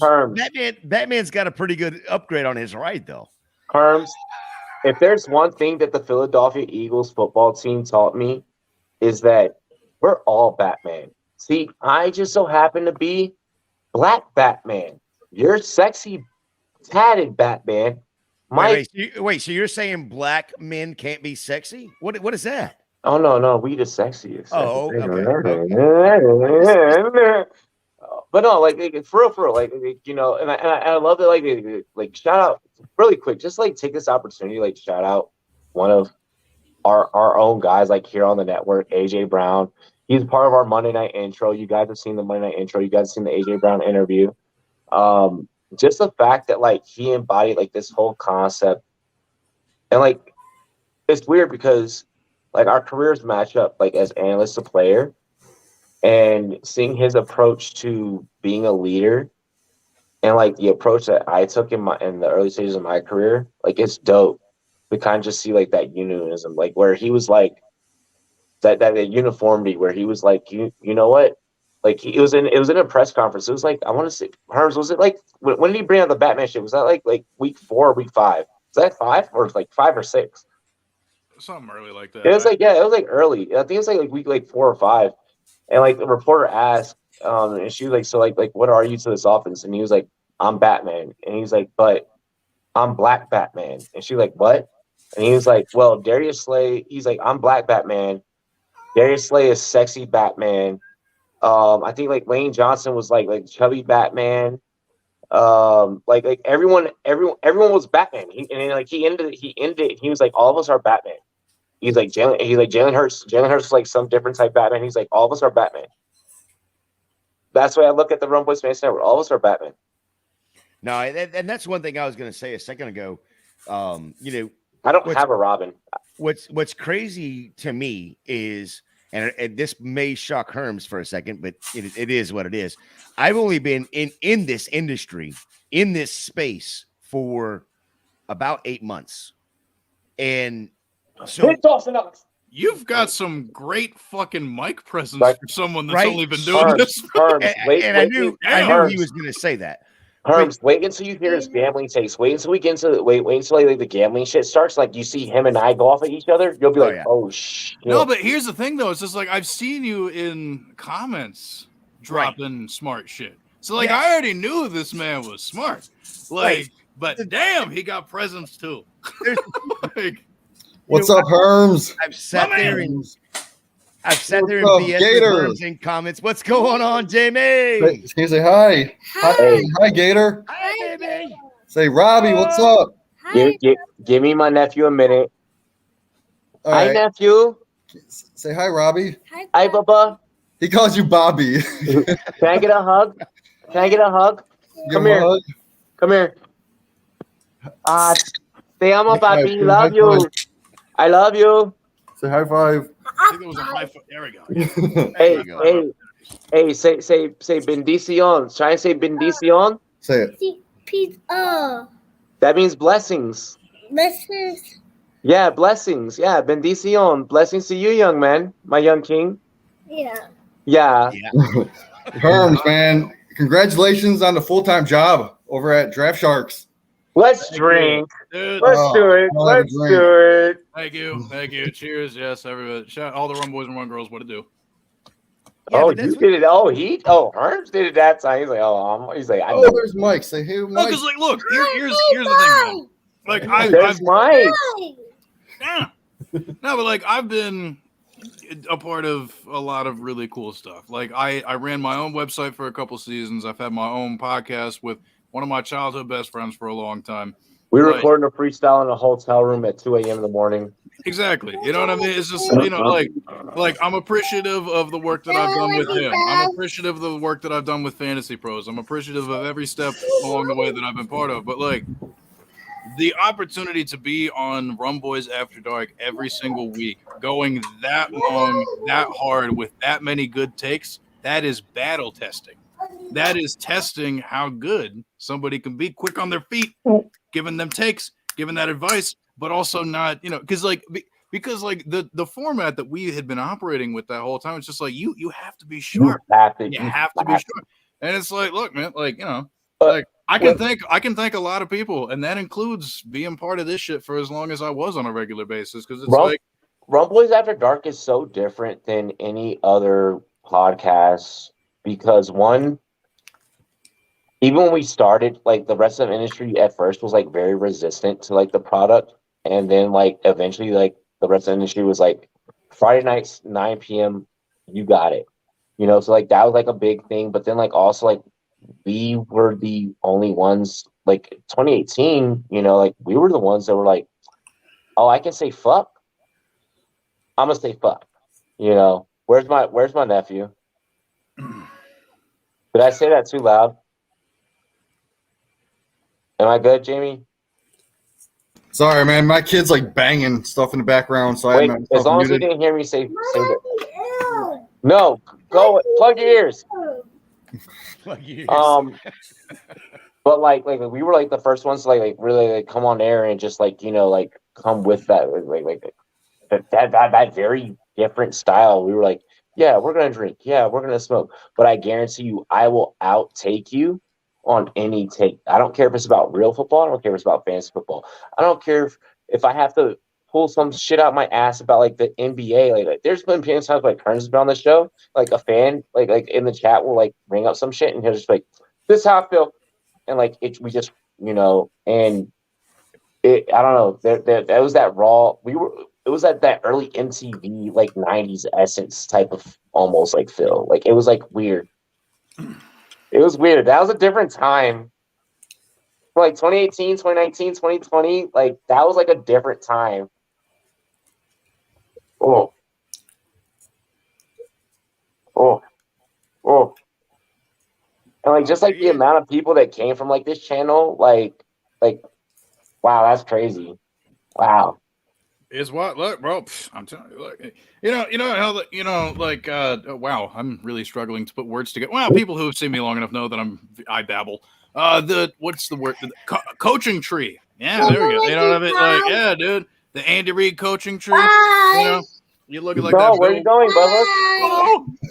Bye. Is Daddy coming back or are you leaving? I'm gonna try to put him to bed. I got his brother sleeping already. I got to put him in the crib. Already. So I'll be back in a little bit, man. I'll hop back on. Love you, Bubbas. Say bye, Herms. Bye, Tooth. Say bye, Gator. Bye, Deva. Say bye, Robbie. Bye, Bobby. Say bye, Mike. Bye, bye. Bye, Right, I'll see you guys we love soon. you. Yeah, but that's kind of what I was going with earlier. With the short amount of time that I've been in the space, the amount of and Herms, you are now part of this big wig, but the amount of the higher end, people that have been in the industry that have done it and done it and done it and done it multiple times over, that not only drop the advice, but not only and then support you to get into this space and try to guide you at the same time is absolutely amazing. So anybody, and I will pass it on, because it's like anybody that wants to get into this space or even has the idea of getting into this space, you talk to certain people, who to actually go and talk to, that's going to give you the advice, that's going to lead you in the right direction, and not going to give you a false sense of hope. The you know what I mean? Shit, speaking from like kind of like what you just said, like I can speak from real life. Like I watched this man literally have to be like, I get that you may think what is best for me, but I need you to just shut the fuck up and trust me and let me do this shit. I'm here. I got you, but trust me. And honestly, like I did it. And seeing where this motherfucker's at now, I'm so happy I did. I'm so fucking happy I did. There was a tweet, and I'm not gonna bring this person up because I ain't gonna give this motherfucker no clout. I know who you're talking about. But there was a tweet where someone was like everyone that joins Rumboys just use it as a stepping stone to get to the next spot. Well, you know what? That says something about me as a leader. That means I can breed talent. That also means that, I didn't do it in this case, but there have been other cases with other people that have been on the show where I can drop a reference and that shit holds weight and a person can get an opportunity. I don't give a fuck. I could have 10K fucking viewers right now. I could have fucking one viewer right now. I don't give a fuck. But did I create a platform to where, one, my chat felt acceptable and felt welcome? That's step one. Step two, did I create a place where I could create opportunities for other people? Two, me, I'm going to eat. So why the fuck should I care about myself? What did I do for someone else? Because the karma will come back tenfold. Like I know two things definitively. Like one, like You're definitely right about what you said. It's like there are some, like, I feel a little bad, but at the same time, like, obviously certain things worked out pretty fine. So like, fuck you feel bad for, nigga? You on top? You doing your shit, bro? I don't know, but it's funny that you. You're my brother. Like, you're my brother. You're my brother. Are you not? Of course, absolutely. So what do we do? What do we do around it? What do we do in this family? We chase success, right? And we also drink. Okay, yes, but we chase success, right? 100%. Yeah. Okay. I don't settle for anything less than trying to do my best. Your to do shit, my baby. Get to your shit, baby. Don't get to your shit. Yeah. Plus, it's like I've also noticed throughout the course of my life, it's my defiance that has really driven me to certain shit. Because like there are a lot of people I could have listened to that if I did, You worked in the punk industry. It's 100. The viewers of the channel definitely. I come from the punk and metal background. When were you ever going to be a conformist? When was that ever going to be a thing? Oh, never. So, yeah, but then like I will say, like, and to your point about like being able to create opportunity and shit, bro. It's just like, dude, like that's why like one of my favorite things about the fantasy industry is the fact that there are legitimately like so many people who are super supportive and like super helpful to people. Because like I mean, there are some people that will stonewall you. Like that's just an unfortunate reality of things. But that's why like especially like also Hollywood. And like just quick shout out to the Get Real podcast with Casey Kasem. I know that you and I have been. Yeah, you and I have been guests on that show, and like and like, oh, big hearts. But like like it's one of the things that every guest that's been on talks about. Baby. I know that you talked about it in your episode. I talked about it in my episode, and everybody that's been on, when Casey asks a question about like, like what for if you have a message for people that are trying to get into this shit, it's like shoot your shot and try to contact somebody, because like if you hit me up and ask me for help, I'll give you help, dude. That was one of the most like if you ever really want to like get to like know like who I am, like without having have like a fucking conversation with me, like even if you have a conversation with me, check out that episode. Like check out the episode of her. Check out you want to talk about one of the greatest fucking interviewers of all time. Like, bro, I studied for my interviews. Like I picked and I prodded. Like the shit that she like went through and like found out. Like, oh my god. Like you want to talk about one of the greatest interviewers in our industry? Yeah, straight up. Honestly, if any of you watching do not know, at the Casey Kasem on Twitter, former staff writer over at the Fantasy Footballers, out here like trailblazer. One of the best podcasts, Get Real. Like straight. If you're not listening to this podcast already, then I got some great news, because you've got about 70 episodes. You see some of the best damn knowledge that like you could ever possibly acquire, because she is so good at what she does and really gets to the core of all this shit. Really quick, I love her to death. So what I want to call out really quick, what I want to call out here, I just want to call a quick play-by-play. Oh fuck! I forgot there was a game happening.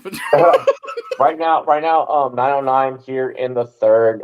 If you look at about within that 30-second ish window, Matt Jones is supposed to throw a simple comeback route here. It's just a simple 10.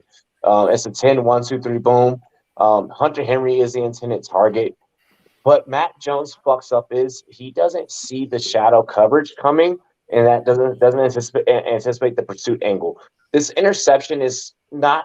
It's not so much. It looks like it's the corner being a great corner, and I don't want anyone to mistake, or I don't want anyone to take away from Poirier what he did. Okay, I don't want that to happen. Yeah. But what I want the assessment to be, and what I want the indictment, honestly, to be, is on Matt Jones for making that throw. You're not anticipating pursuit angles, which therefore, I mean that it kind of almost makes you inadequate to start at that. Because we look at Zappy's tape in the time that Zappy started. Mm-hmm. Zappy's not gonna make that mistake, not with this time on the clock, not in a clutch situation, already down. And also, I mean, we got to be honest with ourselves. I mean, anybody, and like we talk a lot about fantasy specifically, but like people watching this are also just football fans.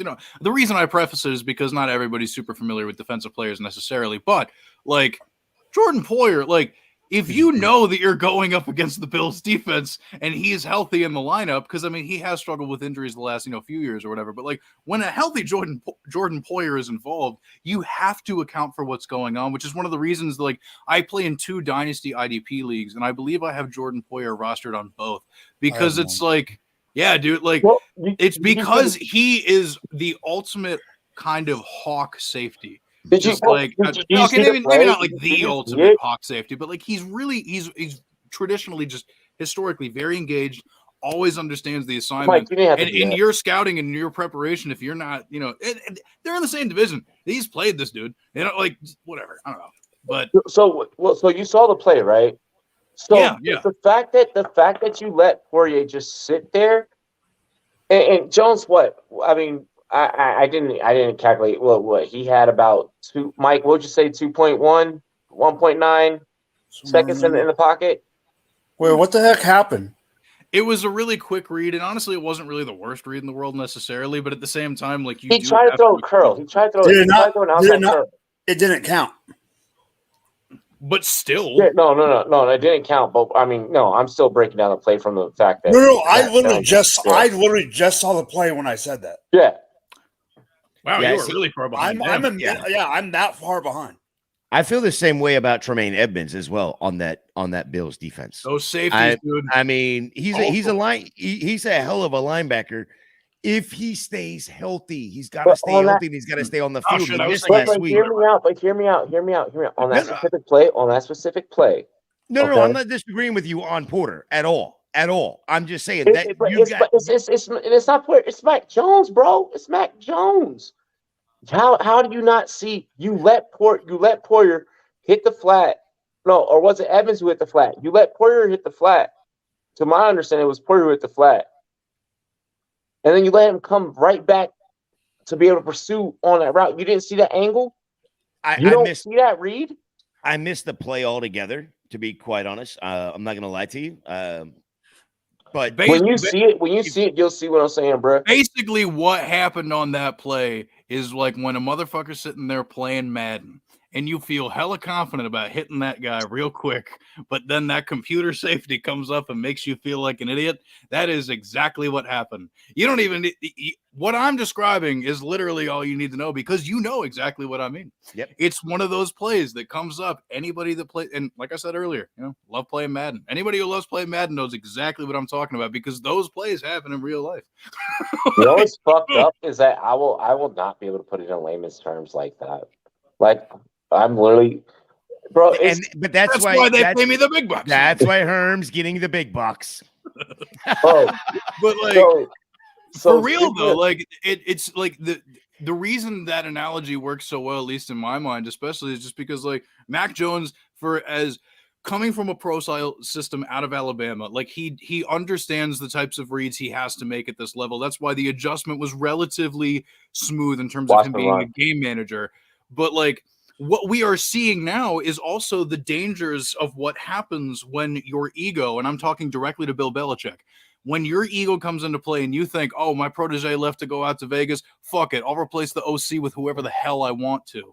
Matt Patricia. Like, exactly. So, like, the other thing about the Patriots defense this entire year that's really bothered me, because, like, I mean, obviously, like, Ramondre Stevenson has been fantastic. Jacoby Myers, anybody who's watched the show long enough, whenever I've been a guest, I've always been a big fan of Jacoby Myers. I've been writing about him. Yes, you have. Yeah, but like outside of those couple guys, like it's been a difficult adjustment. Like first and foremost, they changed the blocking scheme.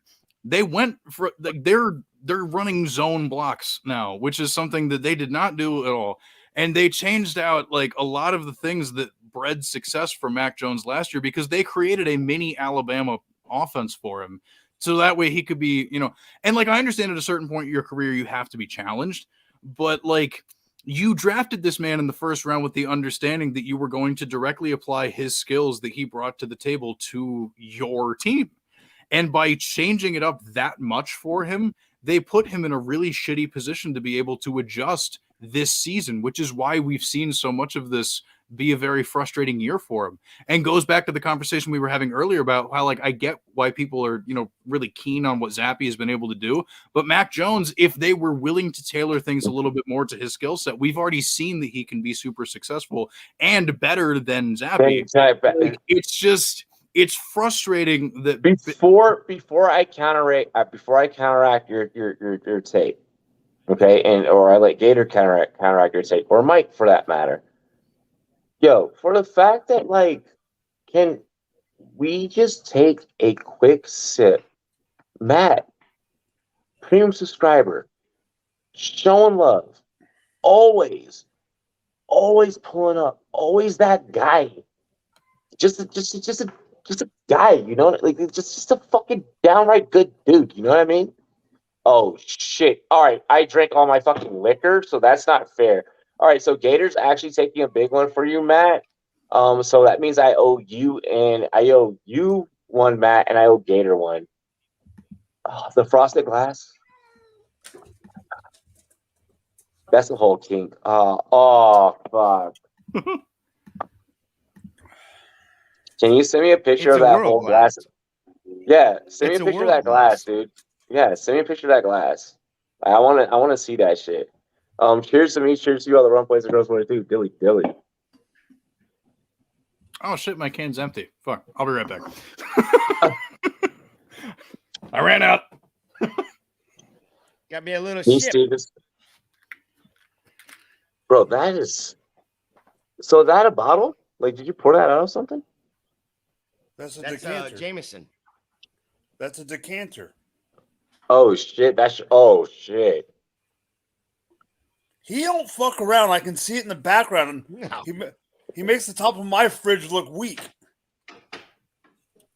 Yo, Gator, do you follow FTLS? Do you follow FTLS J Bats? He's in your hood, bro. He's in your hood. Well, let me get over here. Let's do this. Who is it? Just on Twitter, just type FTLS and it's gonna pull up. FTLS, it's gonna say Bats, BATTS. Okay. Yeah. I am now following him. Oh, I already do follow him, and he follows me, by the way. He does? Yeah, he follows me and I follow him. Take a screenshot or take a picture of your when we get done with this episode. Take a picture of your bar, send it to him.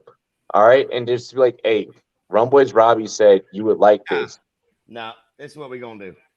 We're gonna do this on air. Oh, bro, bet. Let me know if you got the audio turned up on your phone. No, I'm just gonna take a picture. He's taking a photo. Oh yeah, just take a picture. Yep. And then I'm gonna use the photo. So I'm gonna say, here we go. I'm gonna go. Bro, so he's in your hood.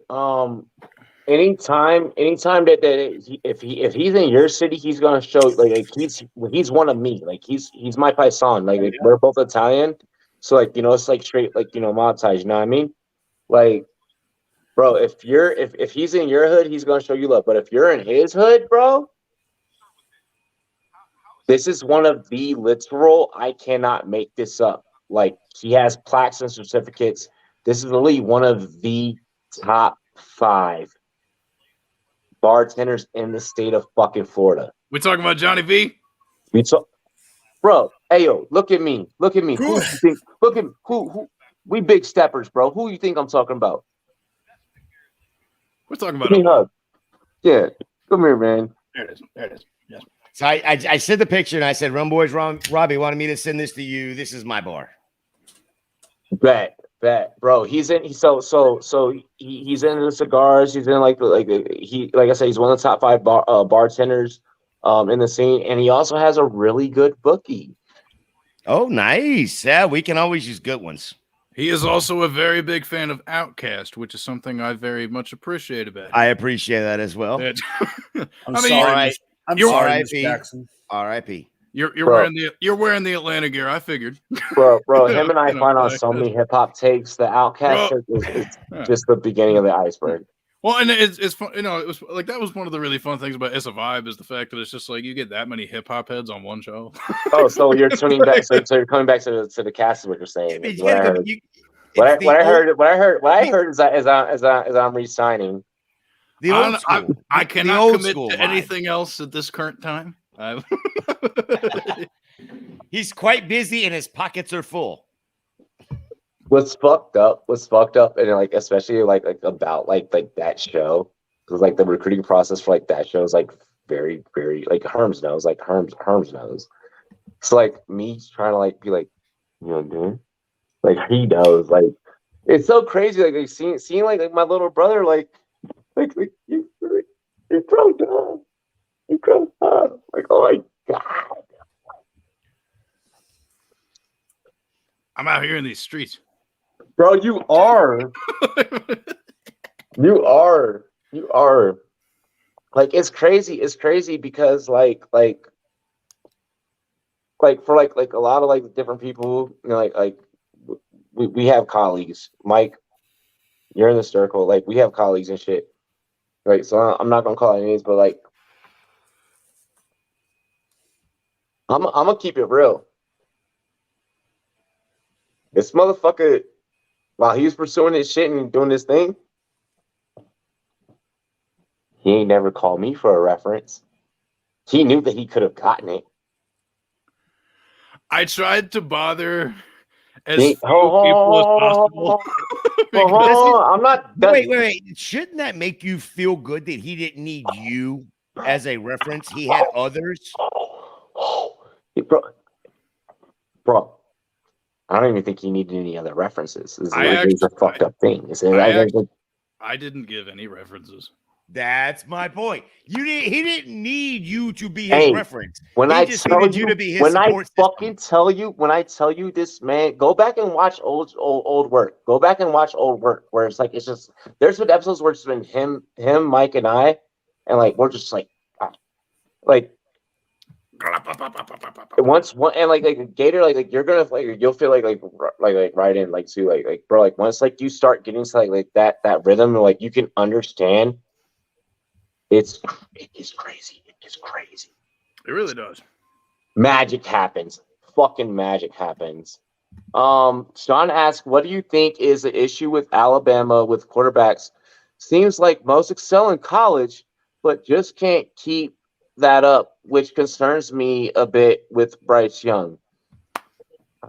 Okay. If that's the only thing that concerns you with Bryce Young, that's the least of your worries. First of all, his size is a problem. Yeah. He's as in tall my as opinion. some people in our business that are not very tall. If you haven't seen the picture of Bryce Young and Kyler Murray standing next to each other and notice that Bryce Young is shorter than Kyler Murray and skinnier than the telephone pole that's right outside your house, that's your first problem. My thing is with what Sean preferences here, my brother, is that I don't think that there's a full indictment. I don't think we can place a full indictment on all Alabama quarterbacks following Jalen Hurts into a tag of lower. So I was a person who was on the as soon as they come out of Bama, where we're putting a case on them. So that's where I'm coming from, is that I have to regress statements I said 2 years ago. That case can be made, I think, a lot clearer, at least in recent times, for Ohio State quarterbacks. Okay, all right. I got it. I got to jump. Here we go. Coming out of the water. Fuck, send me that hat. Sign it and send it to me. Oh, real good. Yeah, shout out the local joint, Big Poppies. They get that great burrito tacos. Big fan. That's why I love that restaurant so much that I literally bought one of their hats. But like, I get draft shark coming in. Gotta pounce out of the water. When it comes to this shit, it is important that I remind people. You want me to go back to Bryce Young comment? Yeah. Okay. Scout the player, not the helmet. Because I understand what you were about to say. And largely, it does ring true. And when it comes to some of these Alabama guys, I understand how it could feel like that rings true. but it is important in the evaluation process to remember the helmet doesn't matter nearly as much as the player, because even though instinctually, like, yes, when it comes to some of these schools, like, they scheme things up to get the best out of these players to fit what they do, not necessarily what will translate best to the professional level. That is sometimes true for some college systems. However, your ability to distinguish between somebody who can and cannot do that shit at the next level comes down to making sure that you are true to yourself. And I'm not saying that anybody here isn't. I'm just saying this is just a broadly speaking thing. If you can sit down and honestly tell yourself, I did not factor into my evaluation where this motherfucker went to school, and you are still worried about it, then you're good. But I need to caution people, because, like, it's one of the reasons why a lot of people missed out on Justin Fields at pretty good What's your value. take on Bryce Young? Because I've heard a lot of your takes. Like, and what's at this point, what is your indictment on Young? A lot of it is his size. Just like Gator said, a lot of it is the size. I do not have this disposition with Alabama QBs. That's not. I don't have that. I get where it comes from, though. I get where it comes from, just like I get where the Ohio State one comes from. But I'm purposely I don't think it's that at all. I think it's his size, but I haven't been able to pinpoint everything because I haven't watched all of it. But to me, he only does certain things. Like, yes, he makes great plays. He needs to learn to stay in the pocket because he makes the plays magic. But I don't know if he'll be able to do that in the NFL. Do you think, and I think that when I ask this, that because of how much college football you and I have worked this year together, you'd probably be more equipped to answer this question. Do you think that the system, and not necessarily the system, but the allure, the narrative of being an Alabama QB kind of helps disguise some of that? Or do you think that he can come out here and he could, I'm not going to say that, I don't want to say that he can be a Mac, like his floor could be a Mac Jones, but his ceiling could be a Tua. What are your thoughts? First off, we got some wild ass takes in the comments, bro. I know the comments are jumping. I'm trying to get to all of them. I want to bring up something in a second on these comments. But my thing is, I think where Herms is telling us, I think it's exactly the opposite of what Herms is telling us. Herms is telling us not to scout the helmet, right? That's what's happening with. I think that's kind of what's happening with Bryce Young. Well, okay, so real quick, I want to touch on that because someone get that an update. Hey, no, wait. That's a live game question. That's a live game update. Someone address that, please. Stevenson been getting touched. Yeah, I mean that's the issue. Yes, but also they're playing from behind, and the scripting does kind of impact some of that. But as far as I'm aware of, Stevenson's. All right, so here's Stevenson's line right now. 6 carries, 34 yards, 1 of 2 receptions for 7 yards, PPR about 5 PPR points. That's his line right now. Wait. Hey, you have stats. You have stats airtime. Gator 3, 2, 1. Read. Go. All right, it is Stevenson's stat line right now is 6 carries, 34 yards, 1 of 2 receptions, 7 yards, basically about 5 PPR points. All righty. It's the game script, man. For Matt's comment, it's not Stevenson's fault. Let's get back into these college QBs. I want to get back into Yeah, I'm done with Bryce. I just wanted to clarify my statement because I 100% agree with Herms. You don't scout the helmet. The reason I brought up the Ohio State. I needed Mike's take. I really did need to hear this because just because of how I want to know. I need to know. I'm sorry, Gator. No, you're good. You're good. I think the casual fans and the people that aren't in the intertwines like us are scouting the helmet when they see him and say he plays for Bama. He's an NFL player. It works both ways. Yeah, and I think that's what's happening. I think that if you put him on, say, Washington State instead of Cam Ward. Oh God. We would not have this talk about him being great. No, because he doesn't reshell defenses in the same manner. This I am switching over to the other topic. The defense and that he that's plays. exactly the same thing. You put him on Kentucky, he's better than freaking Will Levis, and I don't like Bryce Young. Real quick, I'm going to put this out there. So just quickly about Bryce Young or whatever. Like, Jamie needs to be shot for that. Yes. Yo, hey, no, I don't know about a shooting, but we definitely have to have a talk. Honestly, like, yo, I'm with Jamie on this one because I'm also with our sponsors over at PFF. So I don't give a fuck. Okay. Listen, Will Levi's will be the Carolina Panthers. No. Here, I'm not saying that Will Levi's will be the best QB in the draft. He will be the Carolina. What I'm planting my flag on, I'm not planting my flag on his comment. That's his shit.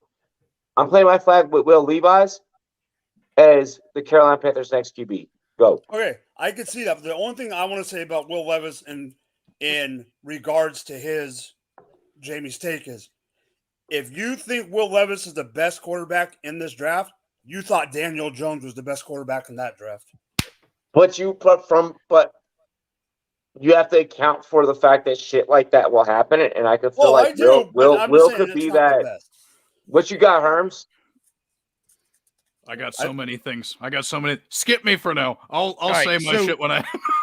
Do you want me to get to the bottom? Do you want me to get to the bottom of the chat before you go? Oh no. You guys do your talking. I'll have my time. I will. Herms was supposed to be working while we're talking about this, and all of a sudden we've all. Oh no, I'm working right now. Please forgot about the ball game. This is research. Hey yo, I don't want no fucking laughing emojis about Appalachian State. By the way, in either college football or college basketball, because App State slaps. They made me a lot of money, dude. Bro. You see these lights? Appalachian State did that. Paid for him. No, my youngest daughter goes to UK. So as a Gator fan, that hurts. But how did you let her do that? She's a lot smarter than I am. I'm just saying. Wait. I missed it. Where is she going now? She goes to UK. Kentucky. And he's a Gator fan. That's what I'm saying. That'd be like me being a UCLA fan, letting my kid go to USC. It ain't freaking happening. All right, here's what's going to happen. No, Gators, here's what's going to happen. Here's where you're wrong, because it would be like if I'm a Gator fan and I let my kid go to FSU. Gator, as a Tar Heel fan in basketball. So my college football team is, I'm a Hokie, obviously. Okay. But college basketball, I am a Tar Heel. You're not a Terps guy? No. Why did we never talk about this? Damn it. Okay, whatever. I'll save my concerns about that. But get that Terps, get that Terps chain on GLD. But for real, Gator. Here's what's gonna happen when I see you. Okay, when we meet. First, I'm gonna give you a big ass fucking hug because it's gonna be my first time, motherfucker, seeing you. All right, I'm gonna come and visit you. I'm gonna come and visit you in Florida. Before we hug, we're saluting because we are both Navy. So we are doing I'm that. Air Force. We're both okay. We're both military. Military. So we're saluting. Then I will salute you. Hold on. I will salute Thank you for your service. Love you. I will salute you, and I'll give you a hug. Or no, I'll salute you. I'll give you a hug, and then we're gonna shotgun a beer. The only reason why we are shotgunning that beer first is because we just gotta have a quick friendly match for the shit that you just said there, man. Why can't we just drink liquor? Why do we got a shotgun beer? Why can't we just do a fucking? I'm from Virginia, and we shotgun beer in Virginia, bro. But I'll drink liquor. I love that. I love that idea 10 times more. Around where Robbie and I are from. Hey, look, that's what we do. Okay, where he and I are from, we shotgun beers. Damn it. Yeah, bro. We shotgun beers and we catch crab legs. Let's fucking go. Old Bay for life, motherfuckers. Let's eat, bro. But here's what I'm saying. Right after we take that shot or we shotgun that beer, we're gonna have a friendly slapbox match. Just for you saying The shit that you just said, bro. Listen, man. What do you say? Yeah, Look. I'm still trying to figure out which part that I said That's- that we're slap boxing this time for. I think it's because your daughter's going to UK and you're. I love this show so exactly much. because yo, as a Tar Heel, you let her become a fucking Wildcat. No, I didn't let her. So this You is how did. this. No. You got to remember. So I'm in Georgia, right? Kentucky is 2 states away. That's out of state tuition. Yep. The program that she wanted is not offered in Georgia. Did she want to be a Tar Heel? So she goes to Kentucky on in-state tuition. Okay, so the reason Robbie, I mean, like, I think maybe you're aware of this, but like anybody in the state of Maryland that's ever been interested in pursuing music therapy, there are no state schools here that offer that. So a lot of motherfuckers go up to Slippery Rock in Pennsylvania because same fucking reason. So Or in they'll that go way, down I to get Florida it. for Full Sail. They'll go down to Florida for Full Sail or some shit like that. So like yeah. from that perspective, I completely get it because like sometimes state schools just don't do that shit. Right. Depending on what you're getting into. So the program that she chose, the closest school was Kentucky, and of course, fortunately for Gator, us, would you accept a Tar Heel in your family? depends on how old she is. She's Jesus Christ. I thought you loved the show. Jesus Christ. Oh my gosh. Jesus Christ. Y'all motherfuckers, I swear to God. I swear You're to God. part of this family still. Robbie. I know, but I'm just I think Robbie I'm crying grown ass man tears. Can I ask a legit question about tonight? We're laughing so hard that I don't think any of us realize we're all the way into the fourth fucking quarter. I haven't even paid attention to the game. I'm gonna be honest. I've realized, honestly, it's been very bad football.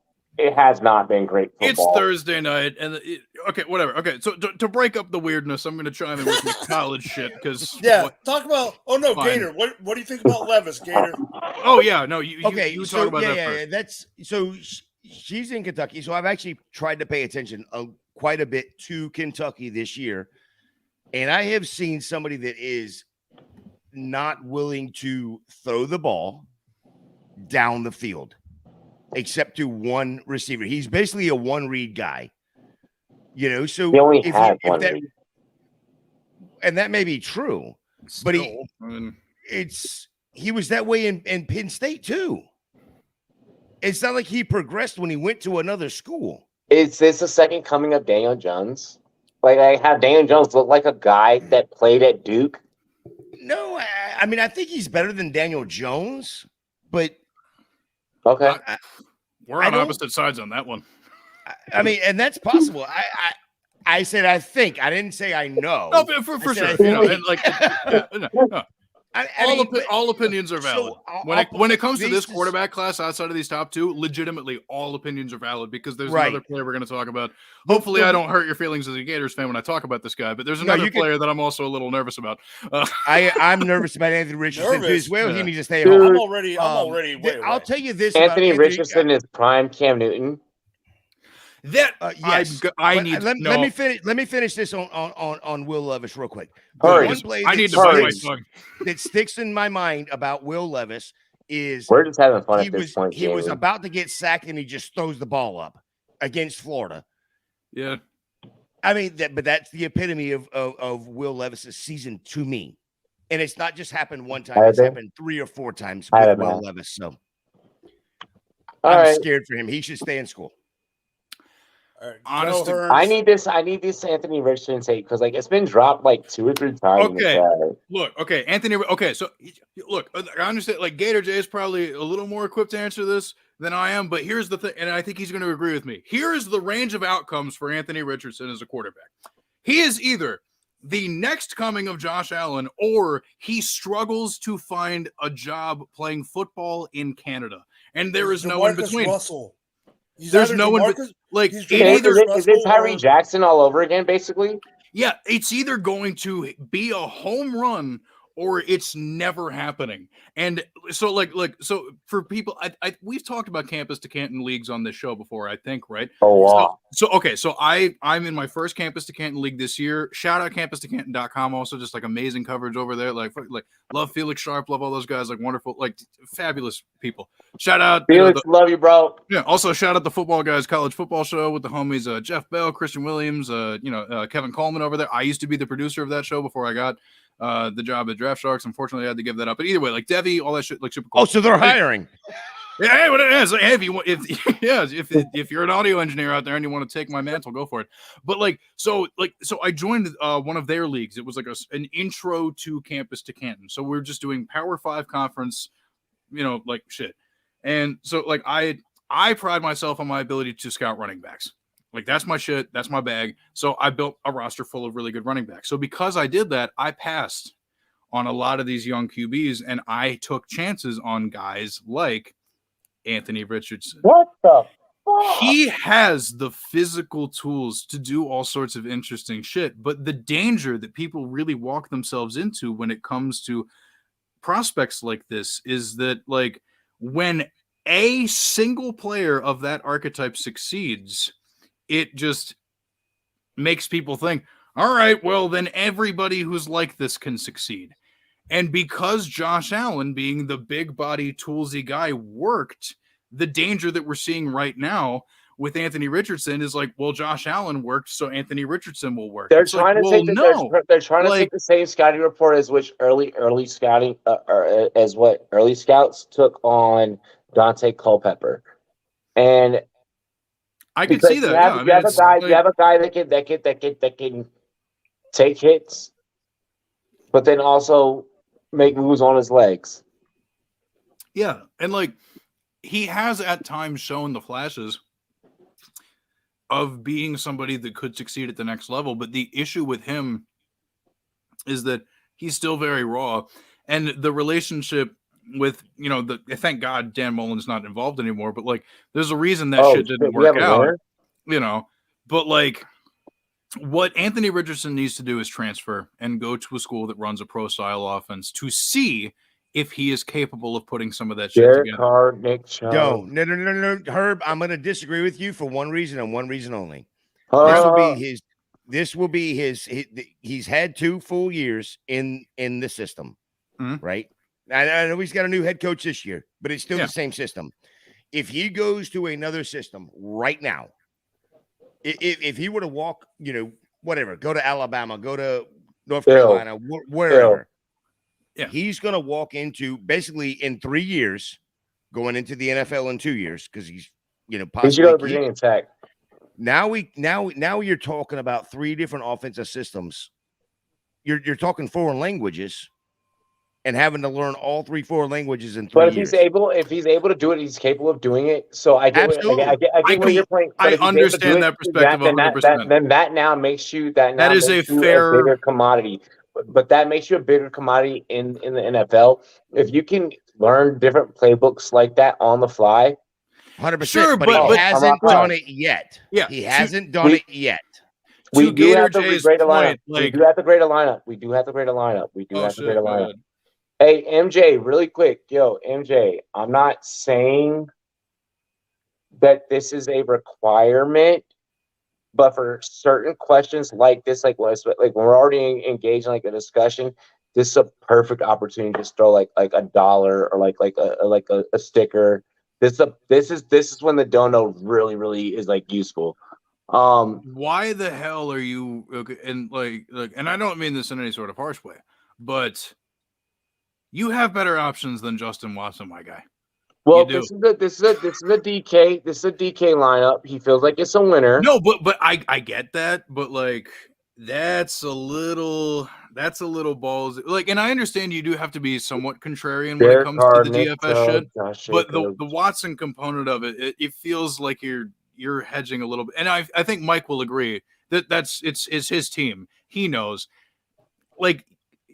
Watson's a little too contrarian. Okay, this is contrarian as heck too.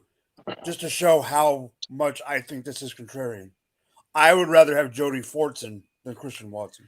I mean than Justin Watson. I am a huge Fortson stan. Dude, like, and that's that, tight end. Fortson follows the Rumboys on Instagram. I mean, to me, Jody Fortson. I'm not a huge. I don't play a bunch of DFS, but here's my question on when it comes to DFS. Why are you playing a quarterback, running back, and wide receiver from the Raiders of all teams? And I get the money side of it where you're playing matchup. for value. I mean, it's matchup, low matchup. ownership. Matchup and low ownership. Yep, he's going for money. He's not giving a fuck about it. He's going for the big bucks. If you're really gonna go for a contrarian play, I think you can definitely do better than Watson. And I think just like briefly like combing through some of, like just looking at like rankings and shit in certain matchups, like the one that I kind of have my eye on potentially anyway, if you're gonna go that kind of like low money type of play, his name already came up early in the show for different purposes, but Richie James, like that Commanders secondary has been very disappointing. And like the role that James plays in that offense, like now there's no guarantee, just like there is no guarantee with Justin Watson, but I feel like circumstantially, I would feel better about that kind of thing than I would for who the Raiders facing? Hold on.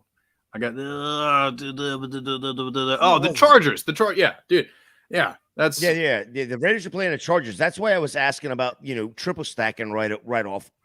I mean, I'm not saying the Chargers are great by no means, but in my mind, I understand what you're saying. The Raiders ain't been shit. This could be a dud game for 3 of your 8 players. Yeah, I really think that you can afford to upgrade over. Honestly, I mean, like the Raiders stack is interesting, but like, yeah, like to your point, like if you're really going to try and exploit the Raiders stack is interesting due to the fact that that even if they lose, they don't blow spreads. Well, here's the thing. That's true. Like I said, I'm not a DFS guy. That to me looks like a lineup that is extremely boom or extremely bust. And those are the kinds of risks you have to take. But like, and that's what you want in DFS, right? Yeah. I don't know, man. Like, I'm just like what? So like everything I said about Richie James is still true over Watson, but like another name that we talked about earlier that I feel like is probably going to be pretty low dollar that you could fit in without a high, rostership percentage. Olamide Zaccheaus out there. Like, look, like, especially like as a Steelers fan, I can sit here and tell you our secondary is going to have a hell of a time stopping Atlanta. Like, Zaccheaus has been killing it. I would probably prefer that. I mean, I don't have the DraftKings numbers in front of me, but I'm just. Well, that's what I was gonna. This is DraftKings, so I was wondering what like Austin Hooper's value was, and if there was something. And that's that where Austin Hooper is a good starting tight end. Like in DFS, like I'm willing to take a throw at Austin Hooper. It's really it's just the Watson piece, but I mean, if he's already spent budget for all the rest of those pieces, which is what it's sounding like, the more and more I look at this theory,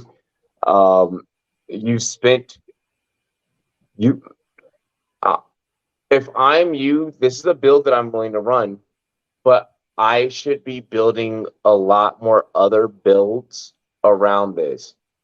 And the way that I would structure my bankroll, so maybe I don't have 25, constant $25 to keep building, these big ass lineups. But maybe you put in on a couple of 50-cent lineups, put in a couple of dollar lineups, one of the things that I do that I'll reveal a fucking behind the scenes secret. For every time that I do a death parlay, I literally play a single. I literally play a card full of singles on all the games, and I'll just throw a couple of no more than $5 per game here and there, and I make my money back. You got to kind of think of that when you're building DFS lineups. Think of it in that concept. If you're concerned. So first off, you shouldn't be gambling for income anyways. Like your objective should never fucking be I gotta pay a bill or rule number 1. I gotta, like you should if you're If Well, you're rule gambling, number 1 is don't bet on your favorite team. Rule number 2 is that. yeah. So 10 betting commandments, or well, I'll give you 5 of the 10 betting commandments here on this show. You don't bet on your own team. That's step 1. You don't bet more than what you can lose. That's step 2. You don't fucking bet with the intention of, obviously your intention is income, but if your sole intention is income, if like you're really on your dick, you shouldn't be betting if you're on your dick, like straight up. Rule 4, if you have a problem, 1-800-GAMBLER. And then rule 5, honestly, make sure that you're share. Rule 5 is share your bets with everyone else so that everyone else eats. But with this one, this is looking like there's too much volatility involved in your market. I'll be building multiple 50-cent to $1 lineups. And that's my take. Bro, if Diggs gets 8 more yards, he gets plus 2 points for hitting 100+ yards. Fuck. George, this is on a Thursday night. You are facing an opponent that has Stephon Diggs against the New England motherfucking Patriots defense. Like, what'd you expect? You bet 10 a week. It's my rule. So, yeah, if you're betting 10 a week, I definitely don't do that. You're probably better off than me. Clearly, you don't have a problem.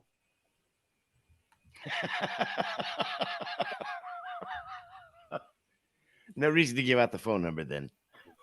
No, we still have to. 1-800-GAMBLER if you do have a problem. No, I mean for him directly. He's good. Yeah, he's safe. He's safe. Guys, what should I fucking... Yo, I can't believe how slow this game has gone. Yeah, it's not great. No, this game has been trash. I mean, it's still got to hit the 3-hour mark. We still have another 15 live minutes, so it's not going too slow. It's just that it's not very temptatious watching football. No, it is not temptatious watching football. Here we go. Hold on. Okay, we got a wonderful question in the chat that I have an amazing answer to. Oh, is it Aiden's? Yes.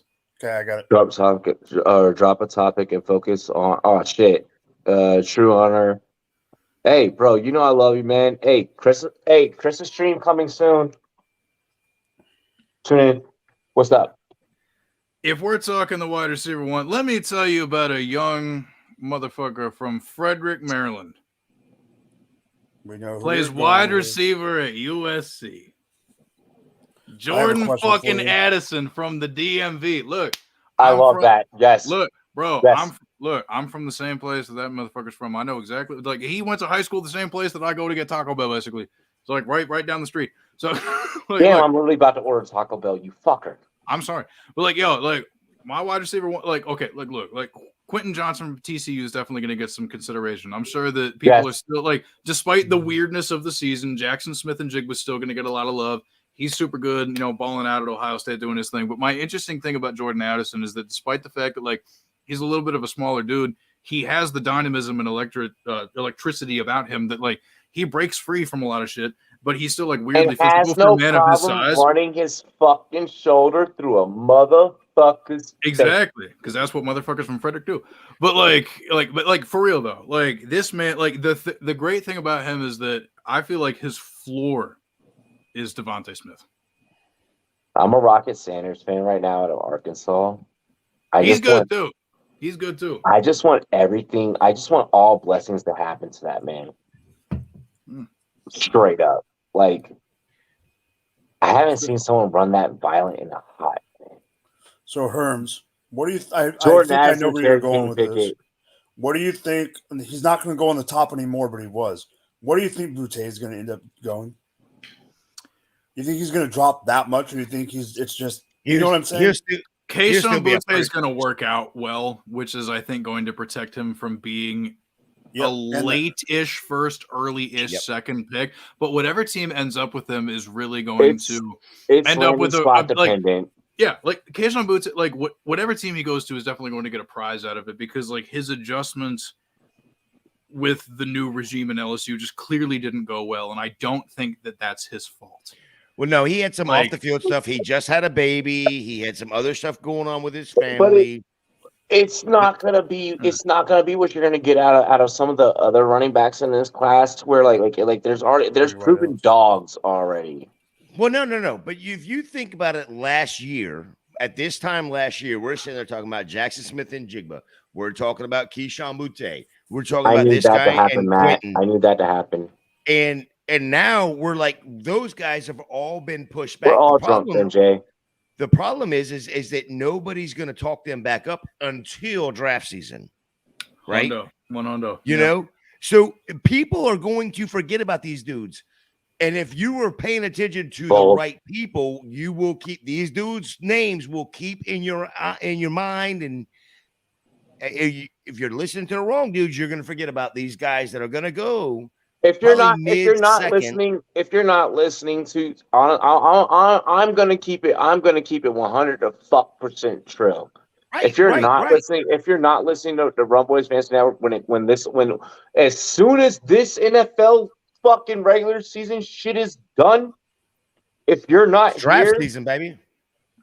I'm gonna be real, and I'm gonna be honest, we're revamping, we're bringing back a lot. We're gonna bring back some people before, and we're gonna bring back a whole lot of new that are gonna, why you give me that look? Why you give me that look, baby, bro? I was looking at something on my computer. Oh, like I said, I'm working in the background. I promise it wasn't you. Hey, real quick, Robbie, real quick. We would have made money if we'd have made the bet last night. I know. Steven Stamkos just hit 1,000. Oh, damn. I know. I would like to point out to the Rumboys audience that if you have not listened in the past, the chat told us to do it too. Yeah, but I'm just saying, like, I know it. The Rumboys audience knows when it comes, especially like with these rookies, when it comes to the running back position. Listen to Herms. Bro, you want tight ends? Y'all motherfuckers would have been all over Ramondre Stevenson if you would listen to my ass the first time.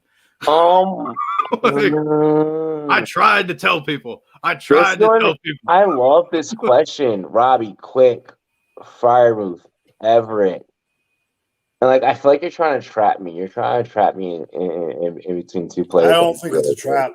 There's one very There's only one answer. To me. I love Everett, and there's only one clear answer. I'm going Muth. I'm letting the He's move in black blues. and gold. Look, I'm letting the move blues. But that's what I'm saying. I feel like it was a trap because you're making me go on my bias. When it comes to tight ends, you have to ask yourself one question: Is the move loose? Is this player Luth? And there is only one tight end that is Luth. The Muth is Luth. He's it. He is it. Also, I would like quickly on my Steelers fan soapbox. All these motherfuckers out here like talking some shit on Kenny Pickett the whole last time. He's supporting multiple receiving options that are fantasy viable. He is. Look, it's come at the expense of Deontay Johnson's effectiveness, but with how good Pickens and Muth have been, he's showing a lot of signs as a quarterback. Deontay Johnson's going to get traded sooner than later. No, he's not. We got him on a really. If he did, though, we inked him to a really team-friendly extension. Oh, shit. Oh, we're really doing this. Oh, shit. All right. Kyron Williams versus Seattle. Xavier White versus Minnesota. The Seattle Seahawks. The Seattle Seahawks surrendered the second most receiving yards to Williams running backs this season. Kyron Williams is somebody that I was really high on coming out of Notre Dame because of his acumen in the receiving game. The matchup feels pretty good. And also 14 touches last week, even with Bryce Perkins at quarterback. It kind of seems like I don't really want to go out of my way to trust any Rams running back or any Rams player for fantasy purposes necessarily, but the combination of just everything coming together for what Williams is good at and what the Seattle Seahawks aren't good at makes for a perfect storm. Also, we don't know if Michael Carter is necessarily missing the game. Really? So, to address Matt's question, because I know this is within the gambling sector. In order for Stevens to land us any of our anytime TD or prop bets at this given moment, Mac Jones has this really fucked up tendency of throwing in a double coverage in this game. Stick a fork in it. We're Because done. it's Madden. Like I was saying before, listen. the errors that he was making, it's Madden errors. Listen, we've all had a betting night where we may have betted a little bit too much. We have said, fuck it. I'm now about to spend that amount that I just betted on food. Get you some fucking food. Cure your depression. Trust me. What the fuck is Ruth is Luth? When the Muth is Luth. M, not R. Pat M. Fryermuth. Pat Fryermuth, baby. So if you're not a fan, which would surprise me, the fantasy footballers coined that term. Their whole I have a fantasy footballers t-shirt that says Muth is Luth. I can't believe Matt Jones even threw that man into that fucking coverage, yo. What an idiot. So real quick, Herms, going back to MJ's question earlier, and the one question I had on his team was Hurst, right? Going up against KC. And I'm not saying KC is a great D, but on a DFS lineup, he's 3,500. Would you start Dolchit or a Tunyon, or even like we talked about earlier, a Conklin in that spot? I mean, and all three of those are way less money. Before I answer, the look on Mike's face seems like he's got some shit to say. No, you're good. No, go. Okay, all right. Because I'm just saying, No. Look, in what I'm about to say, Mike is going to agree with. The way that Chiefs defense is constructed is brilliant because they know that they have the offense to support it. It is bend, but not break. Like somebody like a Hayden Hurst will have opportunity, especially, like I don't so as of this very moment right now, I don't know if Jamar Chase is suiting up for this week because I know he was close last week and they ultimately ruled him out. But especially if Jamar Chase doesn't suit up, I'd feel okay about Hayden Hurst. But like you were saying before, like, we talked about the viability of Conklin and the fact that, like, when it's not Zach Wilson, the dude's involved, right. And the revenge game narrative, like, look, sometimes it's bullshit, but this is one that kind of feels like it's a pretty good opportunity. So, like, I think that's pretty awesome. Okay, so look, the Bears need to do. Okay, look, here's what the Bears need to do. What's his name out of Alabama? The defensive end, Will Anderson, I think. Will Anderson. Yeah. There you go. That fixes your problem. Next question. There's like, there you go. Yeah, you guys. Honestly, bro. Like, I would say definitely go Anderson, and now you just figure out how you're gonna replace the whole Roquan thing. But I think you guys are gonna slowly figure that out. Jelani Woods showing up, going against McBride and Dolchich and then what? Number one tight end of this class. Fuck. Number one. I forgot that that's a damn number sign. It's not a hashtag. For the hashtag number one. Did you know I work in the world of marketing, dog? Yeah, no, so let's read this question again. Jelani Woods showing up against McBride, or going up against McBride and Dolchich for the hashtag one 2020. Okay, that didn't even make sense. How did that Come make on, sense in your Jamie. head? It makes sense, but it's just very strangely worded. But at this, I will say Jamar Chase will be in rosters this week. Yes. Yeah, Jamar Chase came out earlier and said that he was ready to play last week. Okay, so we did not have to bring back fucking bad gambling memories. We could have done anything, and you could there's two things that we don't bring up: Cody Parkey double doink and 28-3. 28-3. We don't bring up. Cody Parkey double doink. We don't bring up. This is a 9.5 fucking beer. I'm smashing this bitch. I will say very quickly about the tight end thing to Jamie's comment. We can't judge who is the number one or number two or number three or whatever from a tight end class because 3 years you need to give those guys. You cannot judge that right away. And especially like McBride being the what the fuck is the name of that? Herms. What's the name of that? The tight end award that they give out in college? Shit. The Mackey? Yeah. So like McBride being the Mackey Award winner, showing his McBride really honestly reminds me a lot of what Dalton Schultz brings to the table. Like, not as like physically imposing in terms of like huge like overall mass, but still a like sneaky big guy that does have a lot of receiving acumen. It's not his fault that Zach Ertz is still under contract, but the reason that they drafted McBride when they did is because the Cardinals know that as soon as McBride acclimates himself to the full scope of responsibilities at the tight end position, that he will probably excel because he already carries such good receiving acumen. So like, I still believe McBride is the tight end 1 in the class. Even like we haven't seen it much, but like again, 3 years, baby, you have to give it time. But like, Jelani Woods is somebody that I really fucked with because he didn't get a ton of opportunity at Oklahoma State necessarily, but when he transferred to Virginia, he showed up and he was pretty good. But then in the East-West Bowl, so like I said, like I was talking earlier about when we were talking about Zappy, I talked about, the Senior Bowl. If you don't make it to the Senior Bowl, there's still another college all-star game. Make sure you guys out there watch the East-West Shrine Bowl because there are still a lot of really good prospects in that game. Deep prospects, bro. And that's really when I saw Jelani Woods. I was like, holy shit, man. Like, because I saw some of the tape, but I was a little skeptical. In that All-Star game, he showed up and was very good. Really quick. I fuck hard with Jelani Woods. One of the things that I want to point out about what you said about tight ends, like there was like a really big thing that's like super fucking important there. It's the tight end window. Try explaining that to our very good colleague, like Bo. Yeah. This episode now goes for an extra 2 fucking hours. Listen, guys, we're talking about to Herm's standpoint when these guys are entering the NFL, and when you guys are honestly entering, whether it's dynasty or redraft, we're talking about a position that's separated by 0.3 within the top 6 down to 12. But then we're talking about a position that gets even separated less than that when we get below or beyond 15 and so on and so forth. Don't give me credit. Gator J is the one that threw up the number 3.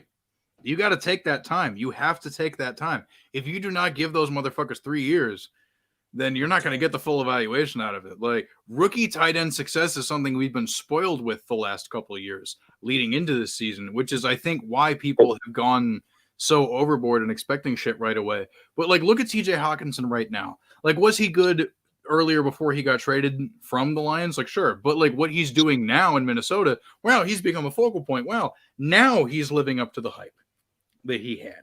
I think that he's only doing that now, though. People were upset with him before the first couple of years because it was just like, well, we took you with a high rookie pick. Why aren't you doing more? Blah, blah, blah. It's like that position specifically, like, because you have expanded responsibilities beyond catching the ball, it takes time. Hell no, hell yeah. I think that Cole Kmet should write out the contract. Cole Kmet's my fucking boy. Love him to death. And build his value and then go elsewhere. But I don't think he should stay a Bear for life. I want to go back to Jamie's thing real quick. If I were to project out, I would say which comment? This one? The tight end, yeah. So I would project out it would be McBride because we've seen it in college at a smaller school, number one. Shout out Colorado State. Yes, absolutely. But then he came into the NFL and was behind one of what was the best tight ends. Even though he's getting older, he was still one of the best tight ends. He's still good, yeah. As long as he's learning, he's going to progress. Mm-hmm. And it seemed like everything from what I've seen in interviews and what I've seen in what he's done on the field, he looks like he's following that Zach Ertz plane. So, and if that's the case, give me Zach Ertz protege and let me have him over any of those others. And that's just my opinion. But the standpoint, but that goes into one of the things that I talked about earlier in the show. One of the things that I stand principle on and I stand firm on, which is just the overall, just general philosophies within fantasy football. There are just certain philosophies. Herms touched on this earlier. This is a position of which you need to develop. You just touched on it to where it's like, well, you're now forced to develop at an accelerated rate. and now these targets now going to go to you. I would now much rather trust you in that position than me going towards someone who has been in this position for a couple of years and hasn't been proven in. They're possibly just in a blocking scheme, et cetera, et cetera, et cetera. I can agree with that, but here's the thing: is he has a mentor with Zach Ertz. That's where I'm in agreement. That's what I'm saying. Right, and so he has that flow. There's leverage in his position, which makes it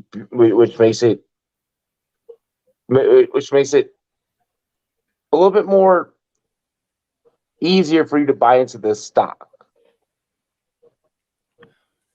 Yeah, so going to that point, what is Dolce's what is his pedigree going, with the NFL? I think that Dolce, who's his mentor? With Dolce, you're relying on raw talent. Because you said, he's a great athlete, which deserves credit, but and that's 100%. one of the other and that's one of the cautionary tales about buying into tight end prospects is because a lot of them are very good athletes, but the specific responsibilities of being a tight end lend themselves to being a good athlete, but it depends on your execution of the specific shit that how you're the asked to do. How the X's and O's fall in their favor in that play calling. And that's kind of where, I'm sorry, but how you guys bring up McBride, I think it makes him more of a sweeter deal.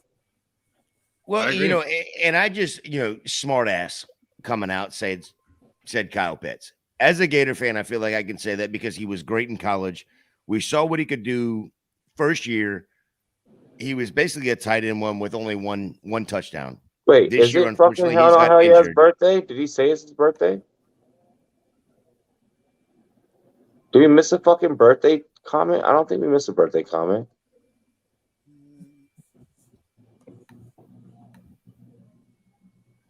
Jamie's over there in the chat. He can't even let us know if it's his birthday.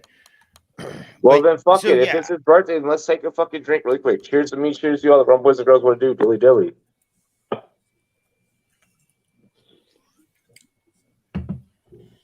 And if it's not his birthday, we'll do it again next time it's his birthday. Birthday, exactly. Yeah, you just got a free one.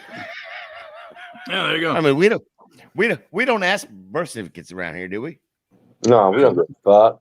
And by the way, once you wrap up your thoughts, I do have some shit that I want to say about Kyle Pitts too. And I love Kyle Pitts, right? So I think he's a great player. But I think it goes to the point of the tight end for 3 years. If you can have a tight end, this dude can play any position on the field, right? But you're still looking at somebody that is still he's an athlete. He's not necessarily a tight end. He's an athlete, like Herm was saying earlier. He's an athlete. He could play wide receiver. He could play anything else. He probably could play quarterback, especially in that Atlanta offense, But it also goes, who are they getting drafted by? Who are they getting, coaching from? How are they getting graded and that sort of thing? So if those were the three that I'm having the choice from, that's where I'm going. We did. It is his 21st.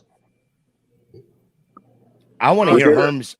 I want to hear Herm's on Kyle Pitts because I know how much he loves Kyle Pitts. He traded 3 firsts in the offseason for Kyle Pitts, from what I heard. Me? No, I didn't. No. I was about to say, yeah, no, we don't. No, we don't. No, we don't. No. That was a lie. I'll admit that was a lie. I was just trying to stir it. Look, and I'm not gonna lie. I've made some dumbass choices in my life. That is not one of them. But no, So Kyle Pitts, the phrase that always comes up is unicorn. No, he's not. You know what I mean? No. Well, from a prospect standpoint, I will give him that. But the issue is that, especially for dynasty people, there's, I'm sure, some dynasty people anyway, have more patience than others. But my issue with Kyle Pitts comes from the redraft community. And I've been part of the problem. I'm not going to pretend that I'm, immune to I this haven't. by any means. I haven't But, been part of the problem. I'm completely immune to this problem. But I love it. You cannot play redraft like it's Dynasty. No, you're will Kyle Pitts end up being that dude? Based off of the profile, there is still every chance in this world it could happen. There is still that chance.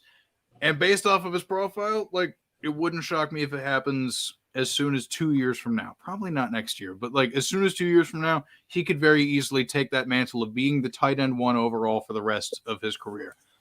But we fall into the trap because a unicorn comes and also don't use that word we.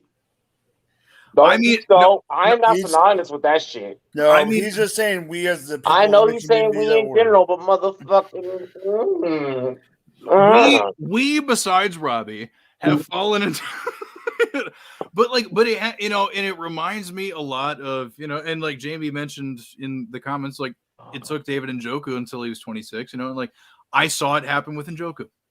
I saw it happen. I remember with Diggs even signed a Minnesota jersey tonight. I saw it happen when Eric Ebron got drafted. People were really excited about I know you got that look in your face right now, but remember when Eric Ebron came into the league, how excited people were. I'm Brian not Panhands. Brian Panhands. But I'm not wrong though. People were very excited. We get very enthusiastic about some of these prospects, and it's just look, you have to give that shit time. It's a tough position to learn, and I'm trying to click a fucking comment and it won't pull up.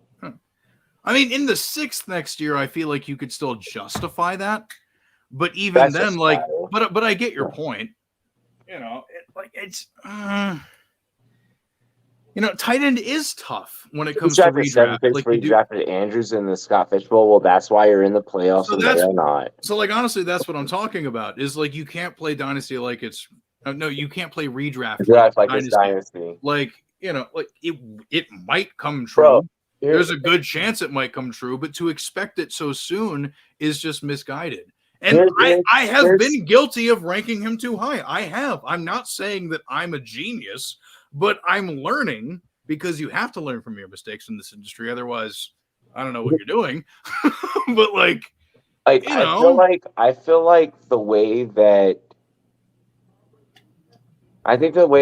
because I've played and I play multiple different positions. I've been called in on different plays to play different positions and shit. So I just view the game in multiple different facets to where it's tight end will never be something that I'm in a rush to go in,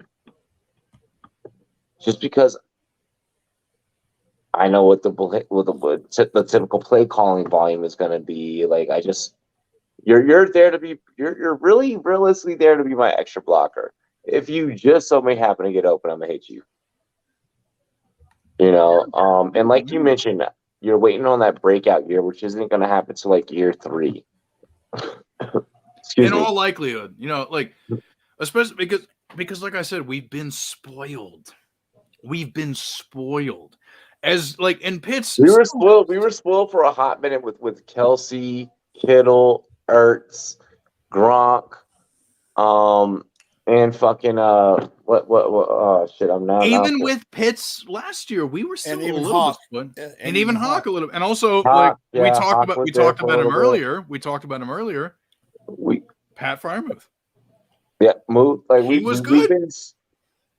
I don't want to say necessarily spoiled, because like I said, when you look at point disparity over the last 2-3 years, the position is separated per player by 0.3, 0.6, give or take, within that decimal range. It's not crazy. I mean, we're talking about Tyler Conklin possibly finishing within the top 15, maybe even top 12, top 10. With that being said and stated, the tight end position has always been a desolate wasteland. But it's one of those that it's going to make or break, and it's going to win your league.